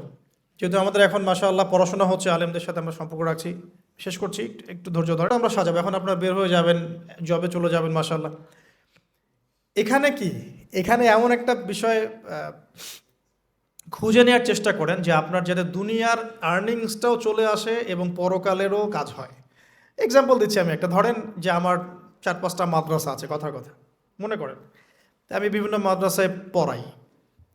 এখানে কি হচ্ছে, আমি এলেম শিক্ষা দিচ্ছি, আমার নিজের চর্চা থাকছে, আমি সেখান থেকে কিছু হালকা পাতলা কিছু বেতনও পাচ্ছি, আমার পরিবার চলে যাচ্ছে। তো পুরো লাইফের পুরো কাজগুলোই কিন্তু তখন দিন কেন্দ্রিক হয়ে গেল। তাহলে সে বেশি লাভবান হলো। এখন আপনাদেরকে এরকম সুযোগ বের করতে হবে যে আপনারা এমন এমন কিছু ক্ষেত্রে যাবেন যেখানে ওই কাজটাই ইবাদত বলে কাউন্ট হবে। টাফ, কিন্তু ইম্পসিবল না। বা যদি এমন জব নাও পাওয়া যায়, আপনি হালাল কোনো বৈধ জবে থাকলেন, আপনার রিজিকের একটা অংশ থেকে আল্লাহর পথে সদকা করলেন। আল্লাহ পাকে এর বেশি কিছু আপনার কাছে চাচ্ছেন না। জাকাত ফরজ হয়ে গেলে জাকাত দিলেন, নফল দান সদকা করলেন, এতটুকু। আপনার পরিবারের পেছনে খরচ করলেন, আল্লাহর হক আদায় করলেন, জনগণের আমরা যেটা বলি মানুষের হক সেটা আদায় করলেন। এরপরে আপনার আসবে বিয়ে শাদীর ব্যাপার স্যাপার। বিয়ে শাদীর ব্যাপার স্যাপার আগে আনলাম না কেন? কারণ ওই আত্মনির্ভরশীল না হলে তো মেয়েরা আপনার কাছে আসবে না। ওটা প্রেম করতে পারে, কিন্তু বিয়ের সময় তারা খুব সচেতন। বিয়ের সময় তারা অনেক বেশি কনসিয়াস যে না, সে কি করে এটা দেখতে হবে। এবং মেয়ের বাবা মার প্রথম প্রশ্নই হবে আপনি করেন কি। আপনি সুফি মানুষ, মনে করেন আপনি হচ্ছেন কি বলবো, যে আপনি হচ্ছেন মুহাদ্দিস, আপনি মুফতি, আপনি হচ্ছেন মুফাসসিরে কোরআন, কোনো দাম নাই। মেয়ের মায়ের কাছে এটার কোনো দাম নাই, মেয়ের বাবার কাছে এগুলো কোনো সাবজেক্ট না। ইল্লা মাশা আল্লাহ, এর বাইরেও কিছু মানুষ আছেন, কমন একটা ট্রেন্ড বললাম। প্রথম কোশ্চেন তারা করবেন যে আপনার স্যালারি কত, এবং আপনার জব আছে কিনা, আপনার বাড়ি আছে কিনা, ইত্যাদি ইত্যাদি। এই জন্যই বললাম যে আগে আর্নিং সোর্সটা নিশ্চিত করে তারপরে এদিকে যান, তাহলে সম্মানটা বজায় থাকবে। আত্মসম্মান ছেলেদের একবার নষ্ট হয়ে গেলে তার ফিরে আসে না। আমরা যখন নিচের হাত হই তখন আমাদের আত্মসম্মান বলে কিছু থাকে না। আপনার আর্নিং যদি মাসে 50,000 1 লাখ টাকাও হয়, এই টাকাগুলো কিন্তু খুব বেশি বড় না এখন। কারণ এখন 1 লাখ টাকার মানে 1 লাখ টাকা নাই, এখন ওটা 50,000 চলে আসে। আস্তে আস্তে হয়তো আরও কমবে। যারা এগুলো বোঝেন না তারা অযথাই সমালোচনা করেন, কিন্তু আসলে ব্যাপারটা এরকমই হচ্ছে। আমি তাদের হেদায়েতের জন্য দোয়া করি। এখন এইটুকু আর্নিং যদি আপনার হয়, কিন্তু এই আর্নিংয়ে আপনার কারো কাছে হাত পাততে হচ্ছে না, আপনার সম্মান বজায় থাকবে। যখনই আমাদেরকে হাত পাততে হবে আমাদের সম্মানটা কমে যায়। আর যদি কেউ ভুল করে ঘর জামাই হন তাহলে তো অবস্থা খারাপ, ঠিক আছে? তো এই জন্যে আয়ের একটা অংশ নিশ্চিত করতে হবে। এই জন্য একটু সবর করেন। এই সবরের সময়টা কি করবেন? বেশি বেশি ফোন চালাবেন, তাহলে সবর করতে পারবেন না। এই সবরের সময়টুকু মোতাআলা করবেন, পড়াশোনা করবেন, সম রাখবেন, আপনার রোজা রাখবেন, ভালো কাজে ব্যস্ত থাকবেন, ইনশাআল্লাহ প্রবৃত্তি নিয়ন্ত্রণে থাকবে। আর যদি আপনার বিকল্প অপশন থাকে, কৃষি অপশন থাকে, কৃষিকাজের সুযোগ আছে, ব্যবসার সুযোগ আছে, বা আপনার পৈতৃক সম্পত্তি আছে, সেক্ষেত্রে আপনি আগে বিয়ে করে রাখতে পারেন, কোনো সমস্যা নেই। এটা ডিফার করে মানুষের মধ্যে। আল্লাহ পাক আমাদের সবাইকে হালাল রিজিকের ব্যবস্থা করুন, দোয়া করি। রিজিকের এই অংশটুকুর মধ্যে একটা অংশ আল্লাহর জন্য রাখবেন। রিজিকের অংশের একটা অংশ আল্লাহর জন্যে, আর বাকি একটা অংশ পরিবারের জন্যে, একটা অংশ নিজের জন্যে, একটা অংশ বই কেনার জন্যে। এভাবে স্যালারিকে ভাগ করবেন। এই ফেমাস হওয়ার আগে তো অনেক মানে খ্যাতির বিড়ম্বনাও আছে। এর আগ পর্যন্ত আমি বই কেনার জন্য একটা একটা করে অংশ জমাতাম। অনেক সময় এমন হয়েছে যে একটা জায়গায় যেতে হবে, ভাড়াটাকে সেভ করেছি বই কেনার জন্য, হেঁটে হেঁটে গিয়েছি। বই আমাকে কেউ কিনে দেয়নি কখনো, এভাবেই কিনতে হয়েছে। এখন আলহামদুলিল্লাহ বাংলা বাজারে একবার ঘুরলেই হয়, মিনিমাম 40-50 হাজার টাকার বই হাদিয়ে পাওয়া যায়। লাস্ট টাইম আমি হাদিয়ে পেয়েছি 350টা বই। এই যেবার আসলাম এই কয়দিন আগে, 350টা বই। বইয়ের প্রতি মহব্বত থাকলে আল্লাহ আপনাকে অনেক বই দিবেন। আমি যে বললাম না, হকপন্থী ওলামা কেরামের সোহবতে থাকেন, আমি একজন আলেমকে দেখেছি সারাদিনই বই পড়ে, খালি বই পড়ে আর বই পড়ে। আর একটু পরপর খালি বলে লা ইলাহা ইল্লাল্লাহ, একটু পরপর খালি বলে লা ইলাহা ইল্লাল্লাহ। কথা বলেন মনে হচ্ছে যে মানে মুক্তা ঝরছে আর কি। এত গভীর কথা বলেন যেটা বুঝতে হলে অনেক জ্ঞানের প্রয়োজন হয়। যেই আসছেন তাকে সময় দিচ্ছেন, হাসছেন, হাসি মুখে কথা বলছেন। গায়ের জামা গেট আপ দেখে মনে হচ্ছে মসজিদে ঝাড়ু দেয় খাদেম আছে না, মনে হচ্ছে খাদেম। কেউ বিশ্বাসই করতে পারবে না যে ইনি হচ্ছেন বাংলাদেশের 1 নাম্বার মুহাদ্দিস। চেহারা দেখে বিশ্বাসই করতে পারবেন না আপনি। এরকমও মানুষ বাংলাদেশের মাটিতে আছেন। বইয়ের প্রতি মহব্বত রাখেন, আল্লাহ পাক আপনাকে দেখবেন অনেক বই জ্ঞান দিবে ইনশাআল্লাহ। অনেক মানুষ গায়ের জামা বিক্রি করে বই কিনতো সলফে সালেহিনের মধ্যে, এগুলোর দলিল আছে কিন্তু। তো বইয়ের জন্য একটা অংশ, আপনার আল্লাহর জন্য একটা অংশ, পরিবারের জন্য একটা অংশ। এই বিষয়গুলো শেষ করার পর দাওয়াতি কাজ বেগবান হবে এবং আলেম ওলামা সহবতের সাথে ইউনাইটেড থাকবেন। ইউনাইটেড এটা কেমন? এই যে একটা আপনার অ্যাসোসিয়েশন করেছেন, আমি খুব অ্যাপ্রিসিয়েট করি এগুলো কাজ, কারণ এগুলো করতে হলে অনেক জাজবা লাগে, ত্যাগ লাগে, শ্রম লাগে, এবং এগুলো সমাজ পরিবর্তনের জন্য কাজ করে। তো এরকম ছোট ছোট নন পলিটিক্যাল, নন প্রফিটেবল, কারণ আমি এই পলিটিক্সটা পছন্দ করি না। অনেকে যদিও বা দাড়ি টুপি নিয়ে ভোট চাচ্ছেন এখন, তো যাই হোক, সমর্থন আপনি করতেই পারেন যে কাউকে, বাট এখানে এমন কিছু বিষয় আছে যেটা ভালোকে ভালো থাকতে দেয় না। এটা ভালোকে ভালো থাকতে দিবে না, এমন একটা অবস্থায় নিয়ে যাবে যে ভালো আর ভালো থাকতে পারবেন না আপনি, আপনাকেও খারাপ হয়ে যেতে হবে। আল্লাহ না করুক, হেফাজত করুক। তবে নিঃসন্দেহে যদি এখানে আমাদের ঊর্ধ্বতন কর্তৃপক্ষের মধ্যে এমন কেউ আসেন যারা ইসলাম প্রিয়, ইসলামকে ভালোবাসেন, আমরা তার জন্য দোয়া করবো অবশ্যই ইনশাআল্লাহ, সমস্যা নেই। তো এই সময়গুলো এখানে অপচয় না করে দিনই পড়াশোনায় দেন, আল্লাহ পাক তৌফিক দান করে। এরকম নন পলিটিক্যাল, নন প্রফিটেবল কিছু অ্যাসোসিয়েশনের মধ্য দিয়ে আপনারা ইউনাইটেড থাকতে পারেন, বা ইসলামের যেটা রিনাউন্ড প্রতিষ্ঠিত যে প্ল্যাটফর্মগুলো আছে এখানেও থেকেও আপনারা একত্রিত থাকতে পারেন। মানে ইউনাইটেড থাকাটা একটা চ্যালেঞ্জ। একা একা থাকলে আপনাকে কিন্তু মানে খেয়ে ফেলে দিবে আর কি শয়তান। একেবারে টাচে থাকা, দিনী ভাইদের টাচে থাকা, দিনী বোনরা একে অপরের সাথে টাচে থাকা, একটা কমিউনিটি বেস করা। আর আমাদের তো আর ইউনাইটেড কমিউনিটি নাই সারা দেশে, যে ইউনাইটেড মুসলিম কমিউনিটি এমন তো নাই। ইনশাআল্লাহ আল্লাহ চায় তো হবে কোনো না কোনো দিন ইনশাআল্লাহ। তো যে কোনো ফাউন্ডেশন বা যে কোনো ইসলামিক অ্যাসোসিয়েশন বা যে কোনো একটা ভালো নন পলিটিক্যাল সমাজ কল্যাণমূলক কোনো সংস্থার সাথে থাকলেও আপনি মোটামুটিভাবে একত্রিত থাকলেন।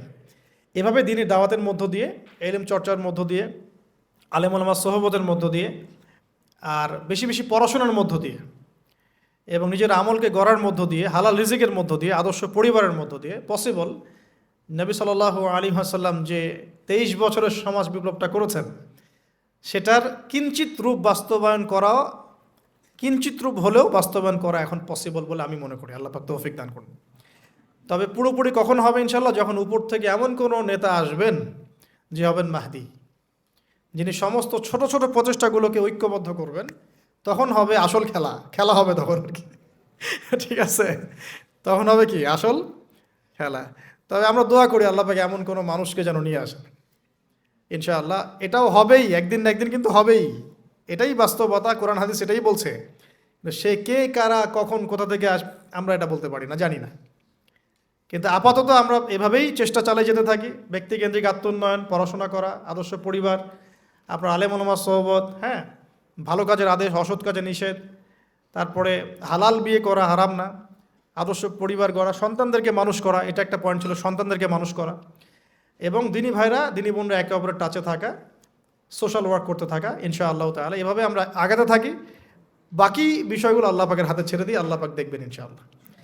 আল্লাহ রাব্বুল আলামিন আমাদের তরুণ সমাজকে কবুল করুন, দোয়া করি আমিন। আল্লাহ পাক আমাদের যুবক ভাইদেরকে হেদায়েত দান করুন, যুবতী বোনদেরকে হেদায়েত দান করুন।